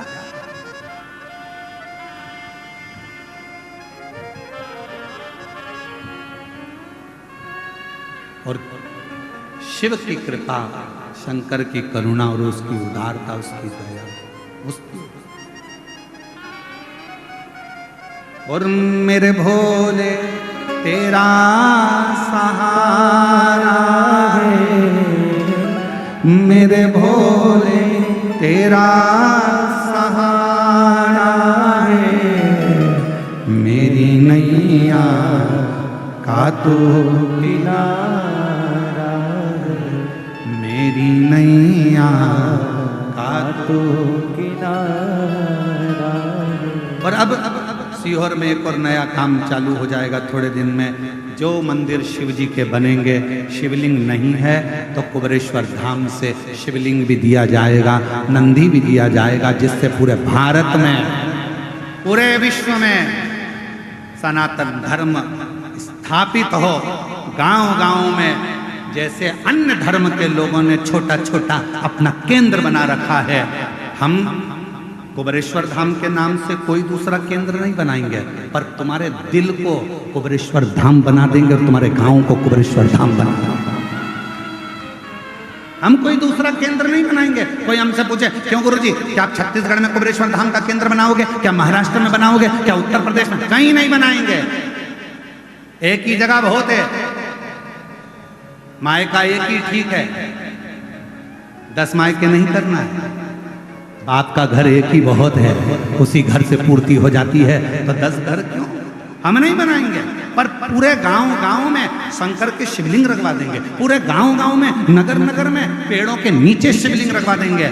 आज नहीं तो कल कोई धर्मात्मा पैदा होगा, जब पेड़ के नीचे रखा हुआ शिवलिंग देखेगा तो कोई तो छत डालकर चले जाएगा और शिव जी की स्थापना करेगा प्रत्येक नगर-नगर में। और ये भिलाई की सावन की कथा में, ये अभी यहाँ से जाने के बाद, कल की कावड़ करने के बाद बहुत सारे मूर्तिकारों को सीहोर निमंत्रण दिया जाएगा, मूर्तिकारों से बैठकर बात करी जाएगी, और जो आप लोग जो दान देते हो उस दान से उन शिवलिंगों का निर्माण होगा और पूरे भारत की भूमि पर गांव-गांव में शिवलिंग स्थापित किए।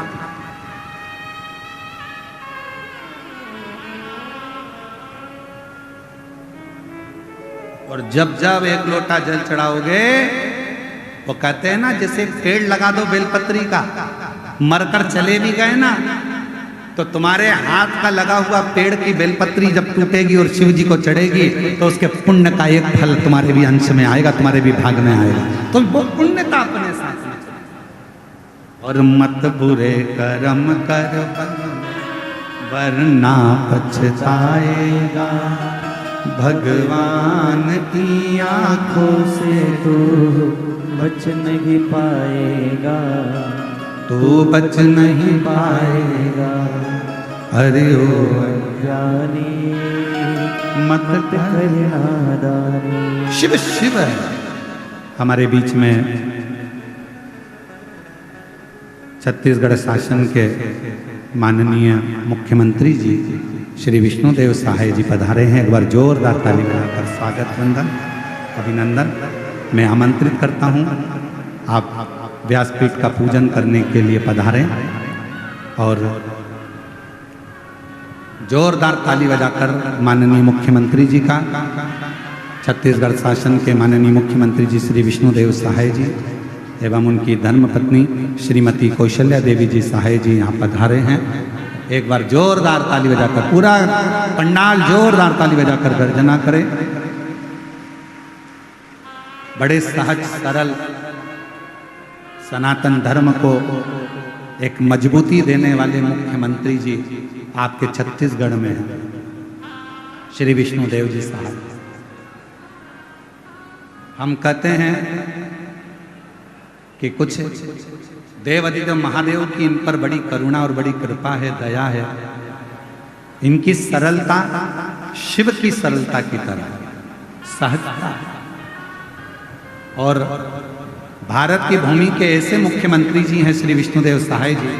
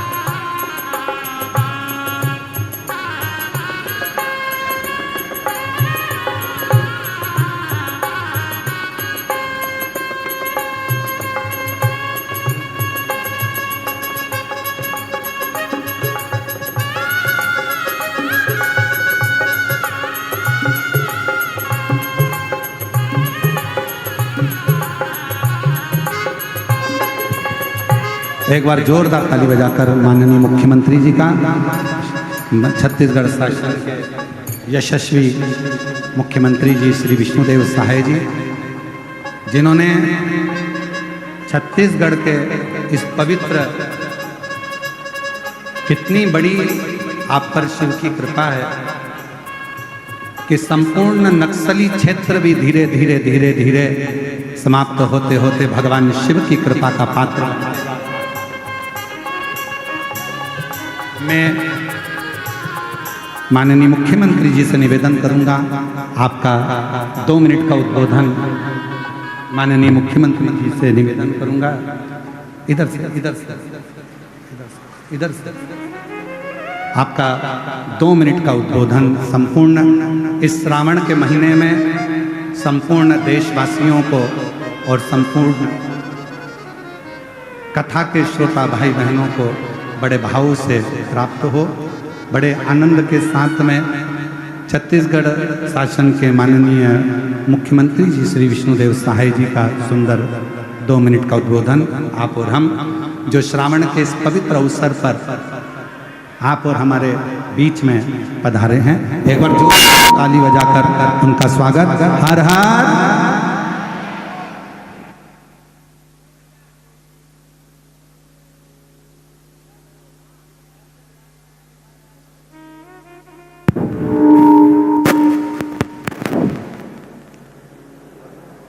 साइड भी हो जाओ, सीधे दिखते रहेगा। हल्का सा हल्का दब जाओ या बैठ जाओ। भगवान भोलेनाथ की, भगवान भोलेनाथ की, माता पार्वती की, माता पार्वती की, श्री शिवाय नमस्तुभ्यम।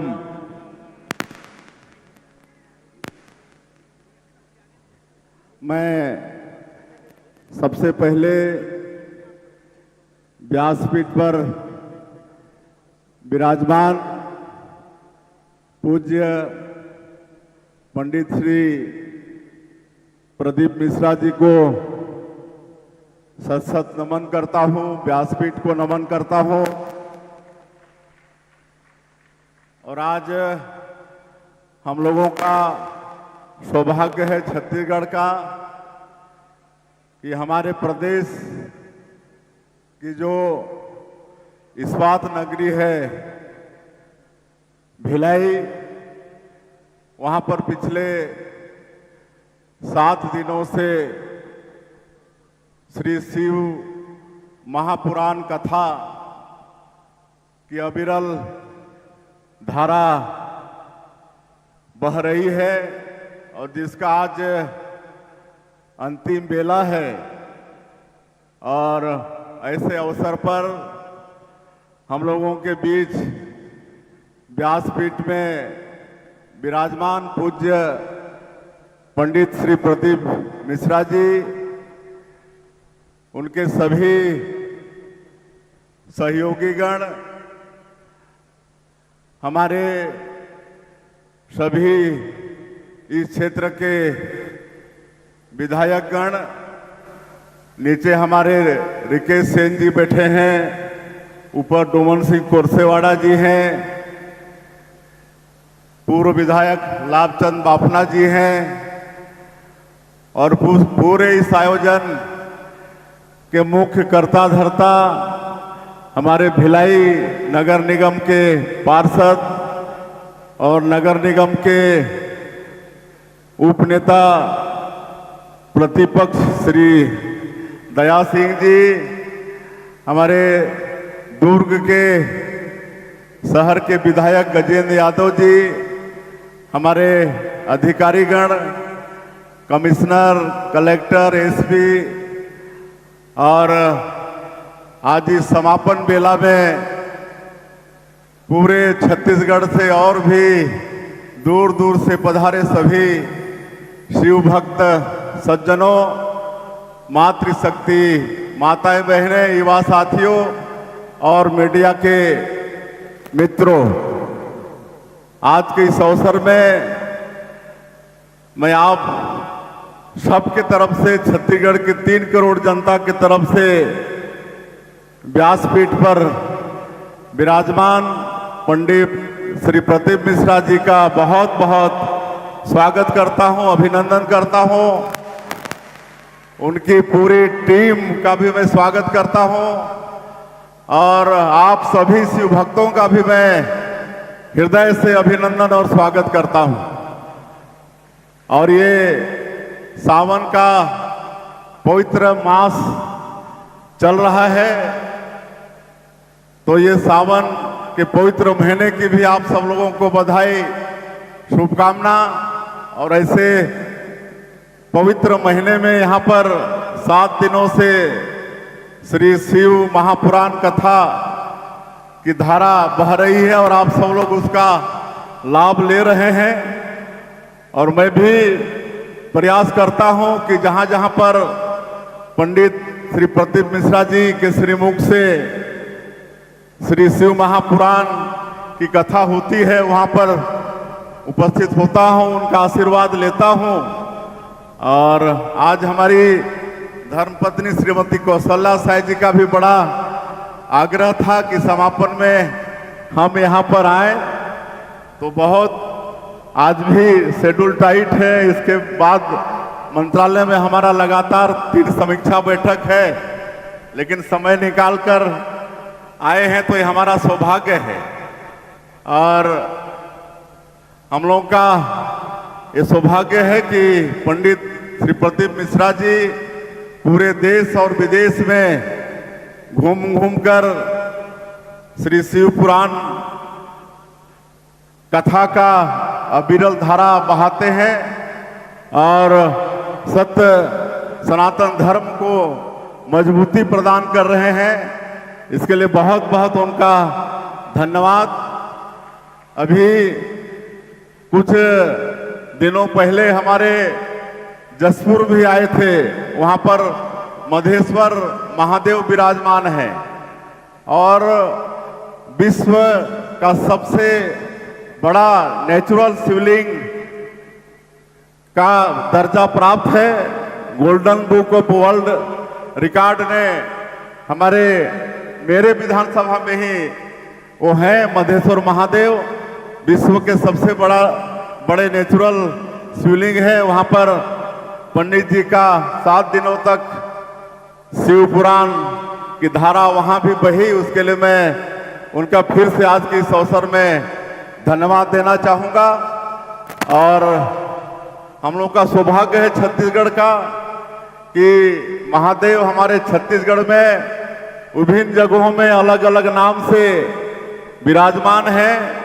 हमारे रायपुर में हटकेश्वर महादेव के नाम से स्थापित है, राजिम में कुलेश्वर महादेव के नाम से, कहीं गंधेश्वर महादेव के नाम से।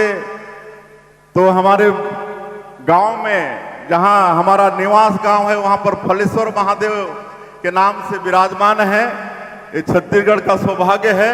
और भी कई जगह भगवान विभिन्न नामों से विराजमान हैं और उनका आशीर्वाद बराबर छत्तीसगढ़ को मिल रहा है। और आज के इस अवसर में भी हम चाहेंगे कि पंडित जी का भी आशीर्वाद मिले, छत्तीसगढ़ में हमेशा खुशहाली हो, सबके घर में सुख समृद्धि हो।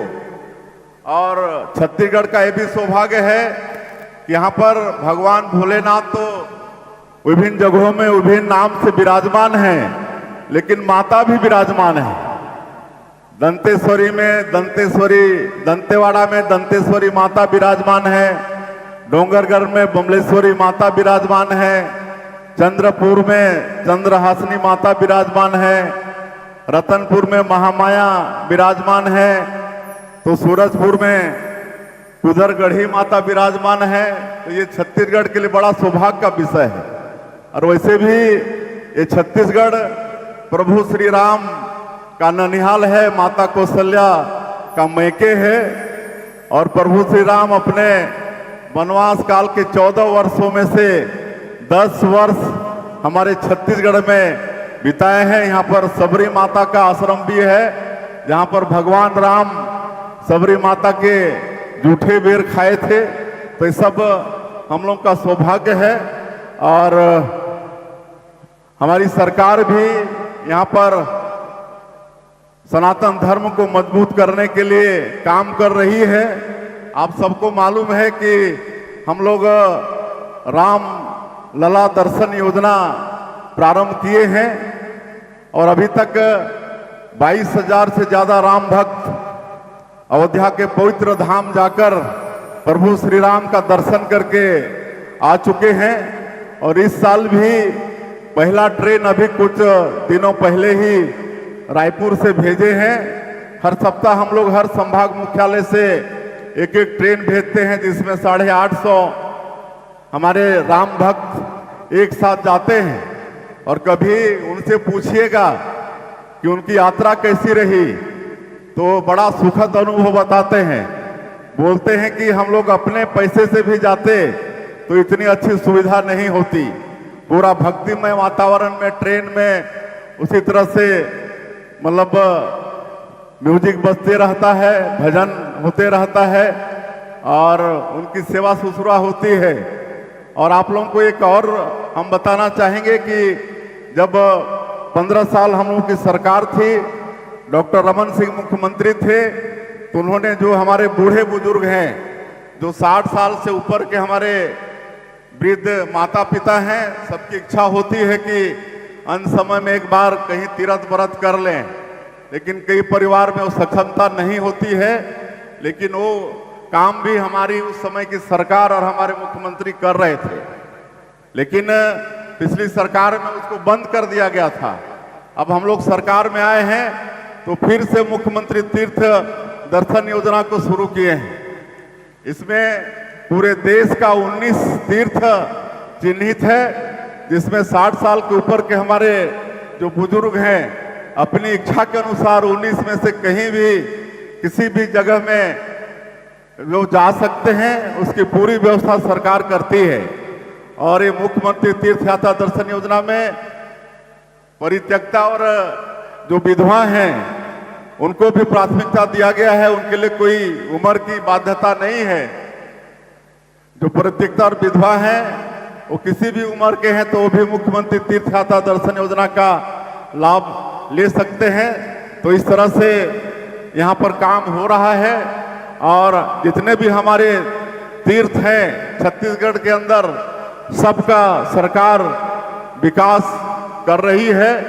अभी भोरमदेव कवर्धा में बाबा भोरमदेव विराजमान हैं। अभी पिछले सोमवार को हम वहां पर गए थे और कांवरियों के ऊपर में हेलीकॉप्टर से पुष्प वर्षा किए थे। हजारों की संख्या में अमरकंटक वहां से मां नर्मदा का जल लेकर और 100 किलोमीटर से ज्यादा पैदल चलकर भोरमदेव आते हैं और जलाभिषेक करते हैं। तो वहाँ पिछले सोमवार हम लोग, एक तो कल सोमवार था, उसके पहले वाले सोमवार में हम लोग कांवड़ियों के ऊपर में पुष्प वर्षा किए और वहाँ के विकास के लिए 140 करोड़ रुपया की स्वीकृति हुई है। 140 करोड़ की। और भी जितने भी माता विराजमान हैं, भोले बाबा विराजमान हैं, हर जगह का विकास आने वाले समय में सरकार करेगी और करना हम लोग प्रारंभ कर दिए हैं। अंत में और ज़्यादा मैं नहीं कहते हुए हम लोग भी कथा का श्रवण करेंगे। इसलिए एक बार फिर से पंडित श्री प्रदीप मिश्रा जी का, उनकी पूरी टीम का और आप सब लोगों का हृदय से अभिनंदन स्वागत करते हुए और बाबा भोलेनाथ का, माता पार्वती का आशीर्वाद हमेशा छत्तीसगढ़ के ऊपर में बनी रहे, सबके घर में खुशहाली हो, ऐसा कामना करते हुए और इस बृहद भव्य आयोजन के लिए फिर से एक बार दया सिंह और उनकी पूरी टीम को बहुत बहुत धन्यवाद करते हुए, बधाई करते हुए मैं व्यासपीठ और पूज्य पंडित जी को नमन करते हुए अपनी बात समाप्त करता हूं। जय हिंद, जय छत्तीसगढ़। हर हर महा। बहुत बहुत साधुवाद माननीय मुख्यमंत्री जी, छत्तीसगढ़ शासन श्री विष्णुदेव सहाय जी, जिन्होंने इतना सुंदर उद्बोधन भगवान शंकर के अनेक शिवलिंगों का वर्णन किया।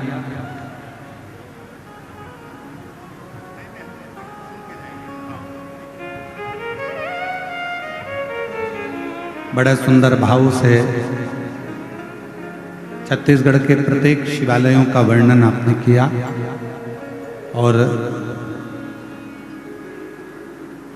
इतने ऊंचे सिंहासन पर बैठने के बाद भी छत्तीसगढ़ के भक्तों का प्रेम और छत्तीसगढ़ के रहवासियों का स्नेह और आपका शिव भक्ति, ये सभी शिव की बड़ी करुणा और कृपा है। एक बार जोरदार ताली बजाकर उनका साधु शिव कथा कर, भगवान शंकर का पवित्र चरित्र कर। तारकासुर के तीनों पुत्र तारकाक्ष, विदुम्माली और कमलाक्ष, तीनों, और वो तीनों पुत्रों ने अपने पिता से पूछकर कहा कि मेरा कोई बैर किसी से, वर भी मिल गया, 3 पुरी का निर्माण भी हो गया और तीनों में तारकाक्ष, विदुम्माली और कमलाक्ष की तीनों अपनी अपनी पुरी में निवास करना, तीनों। शिव महापुराण की कथा कहती है, भगवान शंकर का चरित्र कथा है, शिव तत्व कहता है, भगवान शंकर का पावन चरित्र वर्णन करता है कि तीनों ने निवास किया।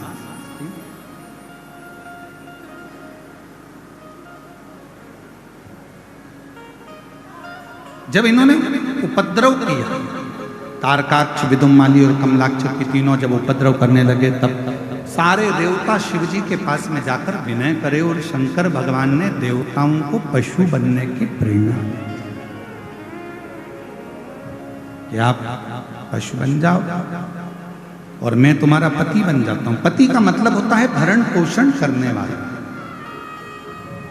बड़ा पति का मतलब है संभालने वाला। शिव महापुराण की कथा कहती है, भगवान शंकर का चरित्र कहता है पति और पत्नी का जो संबंध है उसमें धर्म पत्नी अपने पति की ढाल बनकर हर जगह पर खड़ी रहती है, प्रत्येक जगह। और फिर निवेदन करें, यही भिलाई में एक माता ने प्रश्न किया था कि आपकी कथा में सबसे ज्यादा संख्या में माताएं आती हैं, उसका कारण शिव महापुराण की कथा कहती है कि हमेशा पुरुष जब भी मंदिर में जाएगा, शिव जी को जल चढ़ाएगा, कुछ मांगेगा तो अपना व्यापार, अपना आनंद, गाड़ी बंगला, यश कीर्ति है, पर माँ, घर की स्त्री, घर की नारी जब शिव जी के मंदिर में जाकर एक लोटा जल चढ़ाती है या कोई व्रत करती है, उपवास करती है, कभी अपने लिए नहीं मांगती। नारी हमेशा अपने पति और अपने बच्चों के लिए, अपने परिवार के लिए, अपने परिवार। और शिव महापुराण की कथा भी यही कहती है।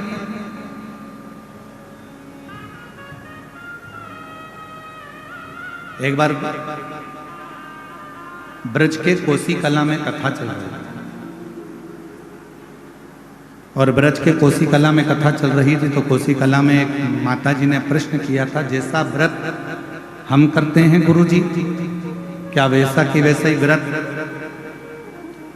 भगवान शंकर की धर्मपत्नी माता पार्वती जी भी करती हैं? तो हमारा निवेदन है, ये जितने व्रत भारत की भूमि पर जितने भी व्रत होते हैं, चाहे वो नवरात्रि का व्रत हो, चाहे वो चतुर्थी का व्रत हो, चाहे वो छठ का व्रत हो, चाहे वो तीज का व्रत हो, चाहे वो पंचमी का व्रत हो, चाहे सोमवारी का व्रत हो, जितने भी व्रत भारत की भूमि पर या संसार के लोग करते हैं, ये सारे व्रत हमारे देवताओं की धर्मपत्नियां भी धारण करती हैं, और उन्हीं की प्रेरणा से ये हमारे शास्त्र, वेद और पुराण इन व्रतों का वर्णन करते हैं जिसको हम धारण करते हैं। जैसे अभी थोड़े समय के बाद में हरतालिका तीज का व्रत आएगा, करते हो आप लोग? हरतालिका तीज का व्रत सबसे पहले कौन ने करा? माँ जगत जननी जगदम्बा माता पार्वती। एक चतुर्थी का व्रत आता है, कौन ने करा? माँ जगत जननी जगदम्बा पार्वती। जितने व्रत, इन व्रतों की प्रेरणा स्वयं माँ जगत जननी दुर्गा भवानी स्वयं पार्वती जी देती इन व्रतों की।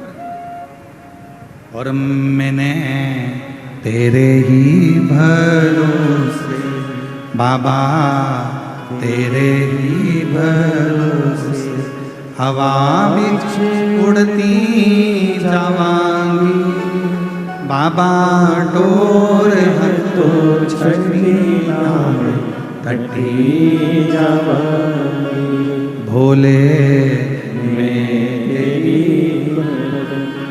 शिव कथा कर रही है, तारकाक्ष, विदुमाली और कमलाक्ष की को मारने के लिए शिवजी पति बन गए और देवता पशु बन गए।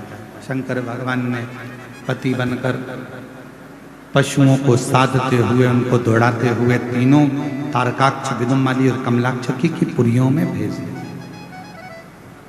तीनों को एकाग्रित करा मेरे शंकर भगवान ने। तीनों को एकाग्रित कर देवादिदेव महादेव ने नंदी के रूप में जब उनको मारना प्रारंभ करा, तभी भगवान शंकर का नंदीश्वर जो स्वरूप था उसका शीश कटा, जो नेपाल में जाकर गिरा, जिसको पशुपतिनाथ कहते हैं। धड़ केदार में गिरा, जिसको केदारनाथ कहते हैं। तभी उसी शिवलिंग में से भगवान शंकर स्वयं प्रकट हो गए, त्रिशूल लेकर तारकाक्ष, विदुमाली और कमलाक्ष का संहार कर दिया। देवताओं ने भगवान शिव की स्तुति करी। भगवान शंकर से वर मांगा देवताओं ने, नाथ आपका ये पशुपति रूप संपूर्ण विश्व का कल्याण करने वाला हो। शंकर भगवान ने कहा, एक होता है पाशुपत्य अस्त्र, पाशुपत्य योग और पाशुपत्य व्रत, ये तीन क्रम। संसार के लोग ना तो पाशुपत्य अस्त्र को प्राप्त कर सकते हैं आज के समय में, ना पाशुपत्य योग कर पाते। तो शिव महापुराण में सबसे सरल तरीका बता दिया, पशुपति व्रत। ये दुनिया का वो व्रत है 5 सोमवार का। 5 सोमवार का ये वो व्रत है जिसमें 6 दीप लगाए जाते हैं, 5 दिए मंदिर में, एक घर की चौखट के पास में, और भगवान शंकर की आराधना करी जाती है, भगवान शिव की अर्चना करी जाती है। यदि हम पाशुपत्य अस्त्र प्राप्त नहीं कर सकते, पाशुपत्य योग नहीं कर सकते, तो पाशुपत व्रत के माध्यम से विश्व का सबसे ज्यादा सुख हम प्राप्त कर सकते हैं, पशुपति व्रत के माध्यम से। अब कोई आपसे पूछे कि इस व्रत को किस किसने करा है, तो एक बार लिंग पुराण को पढ़िए, कूर्म पुराण को पढ़िए, स्कंद पुराण को पढ़िए, शिव महापुराण को पढ़िए, नर्मदा पुराण को पढ़िए। इन पुराणों में वर्णन आता है कि स्वयं भगवान कृष्ण ने, भगवान शंकर जी के लिए, भगवान राम जी ने और भी देवताओं ने पाशुपत व्रत किया। इस व्रत को केवल आप नहीं कर रहे हो, स्वयं देवताओं ने भी इस व्रत को धारण किया।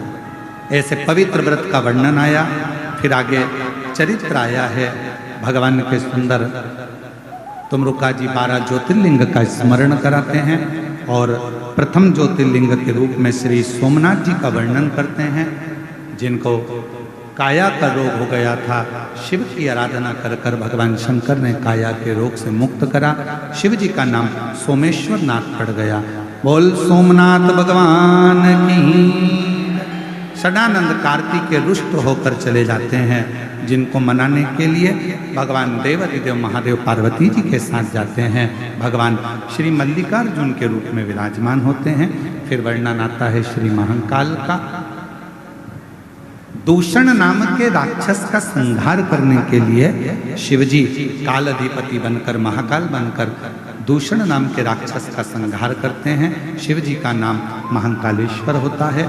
फिर वर्णन आया श्री ओमकारेश्वर का। विंध्य नामक पर्वत के तप करने से भगवान ओम के नाद से प्रकट होकर ओमकारेश्वर के रूप में विराजमान होते हैं। फिर वर्णन आया है श्री केदारेश्वर का। नर नारायण के तप करने से भगवान शिव केदारेश्वर में प्रकट हुए। फिर वर्णन आया है भीमाशंकर का। कुंभकर्ण का बेटा भीम, जिसने संपूर्ण देवालय, शिवालय, सनातन धर्म को नष्ट करने का प्रयास किया, तब उस भीम के संहार के लिए शिव जी प्रकट होते हैं और शंकर भगवान का नाम भीमा शंकर हो। आगे वर्णन आया काशी विश्वनाथ का। मनु शत्रुपा के तप करने से भगवान विश्वनाथ जी विराजमान होते हैं। त्र्यंबकेश्वर, गौतम बाबा पर जब गौ हत्या का दोष लगा, स्वयं माहिल्या ने ब्रह्मा, विष्णु और महेश तीनों को प्रकट किया है। तीनों देवता प्रकट होकर दर्शन देते हैं लिंग के स्वरूप में। भगवान त्र्यंबकनाथ के रूप में विराजमान होते हैं।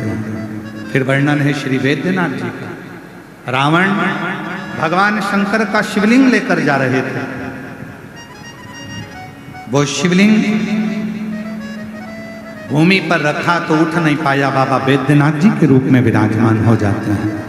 अगला वर्णन है श्री नागेश्वर बाबा का।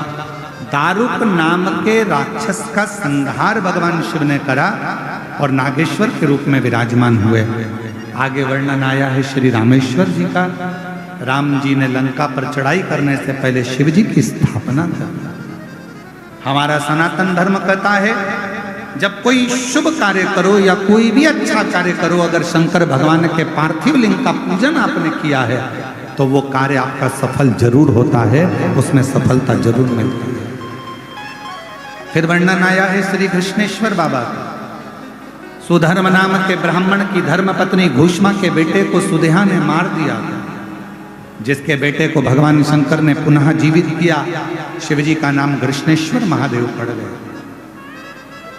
ऐसा पवित्र अवसर भगवान शिव के 12 ज्योतिर्लिंग का कथा तुमरुका जी ने चंचुला देवी को कही।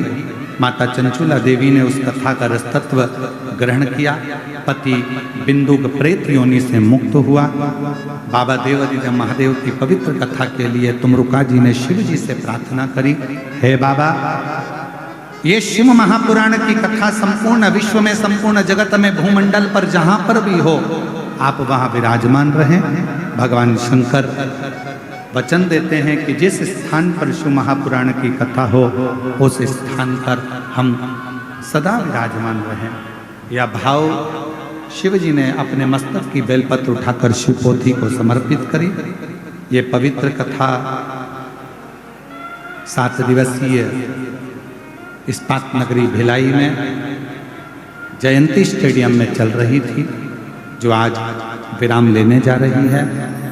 भाव से मैं श्री बोलबम समिति को, श्री दया सिंह जी को और उनकी पूरी टीम को धन्यवाद देता हूँ, जिन्होंने इस पवित्र कथा का दिव्य और भव्य आयोजन कराकर संपूर्ण भिलाई वासियों को सुख प्रदान किया, श्रावण के महीने में कथा सुनने का आनंद दिया। मैं कथा के मंडप में विराजमान सभी मेरी जीजियों को, मेरे जीजाओं को, मेरी बेटियों को, बेटाओं को, मेरी माताओं को, मेरे भाइयों को, बुजुर्गों, मेरे माता पिता को साधुवाद देते हुए, प्रणाम करते हुए कहता हूं कि अपनी जिंदगी को सार्थक बनाओ। एक स्वयं पर विश्वास करो, एक अपनी मेहनत पर विश्वास करो, एक अपने कर्म पर विश्वास करो और एक देवाधिदेव महादेव पर विश्वास करो, तो आपकी जिंदगी का सब कार्य सफल जरूर हो। ये पवित्र कथा आज विराम ले रही है। कल 6 तारीख को सीहोर की कावड़ भराएगी सुबह 9 बजे। 13 तारीख से 17 तारीख तक हैदराबाद में 1 बजे से 4 बजे तक फिर शिव पुराण की कथा का लाभ लेंगे, तेलंगाना हैदराबाद से। आपके जीवन में जिस कामना से आप लोग यहाँ पधारे हैं, मेरा देव अधिदेव महादेव श्रावण के महीने में आप सबकी कामना पूर्ण करे। मैं श्री दया सिंह जी को आभार व्यक्त करने के लिए आमंत्रित करता हूँ कि वो आभार व्यक्त करें। उसके बाद में आरती का क्रम होगा और आरती के क्रम के बाद आप और हम सब पूरी प्रशासन को मैं बहुत बहुत फिर साधुवाद देता हूँ। यहाँ के आईजी, डीआईजी, कमिश्नर, कलेक्टर महोदय, एसपी, एसएसपी, तहसीलदार, पटवारी, यहाँ के टीआई और यहाँ का पूरा चिकित्सा विभाग,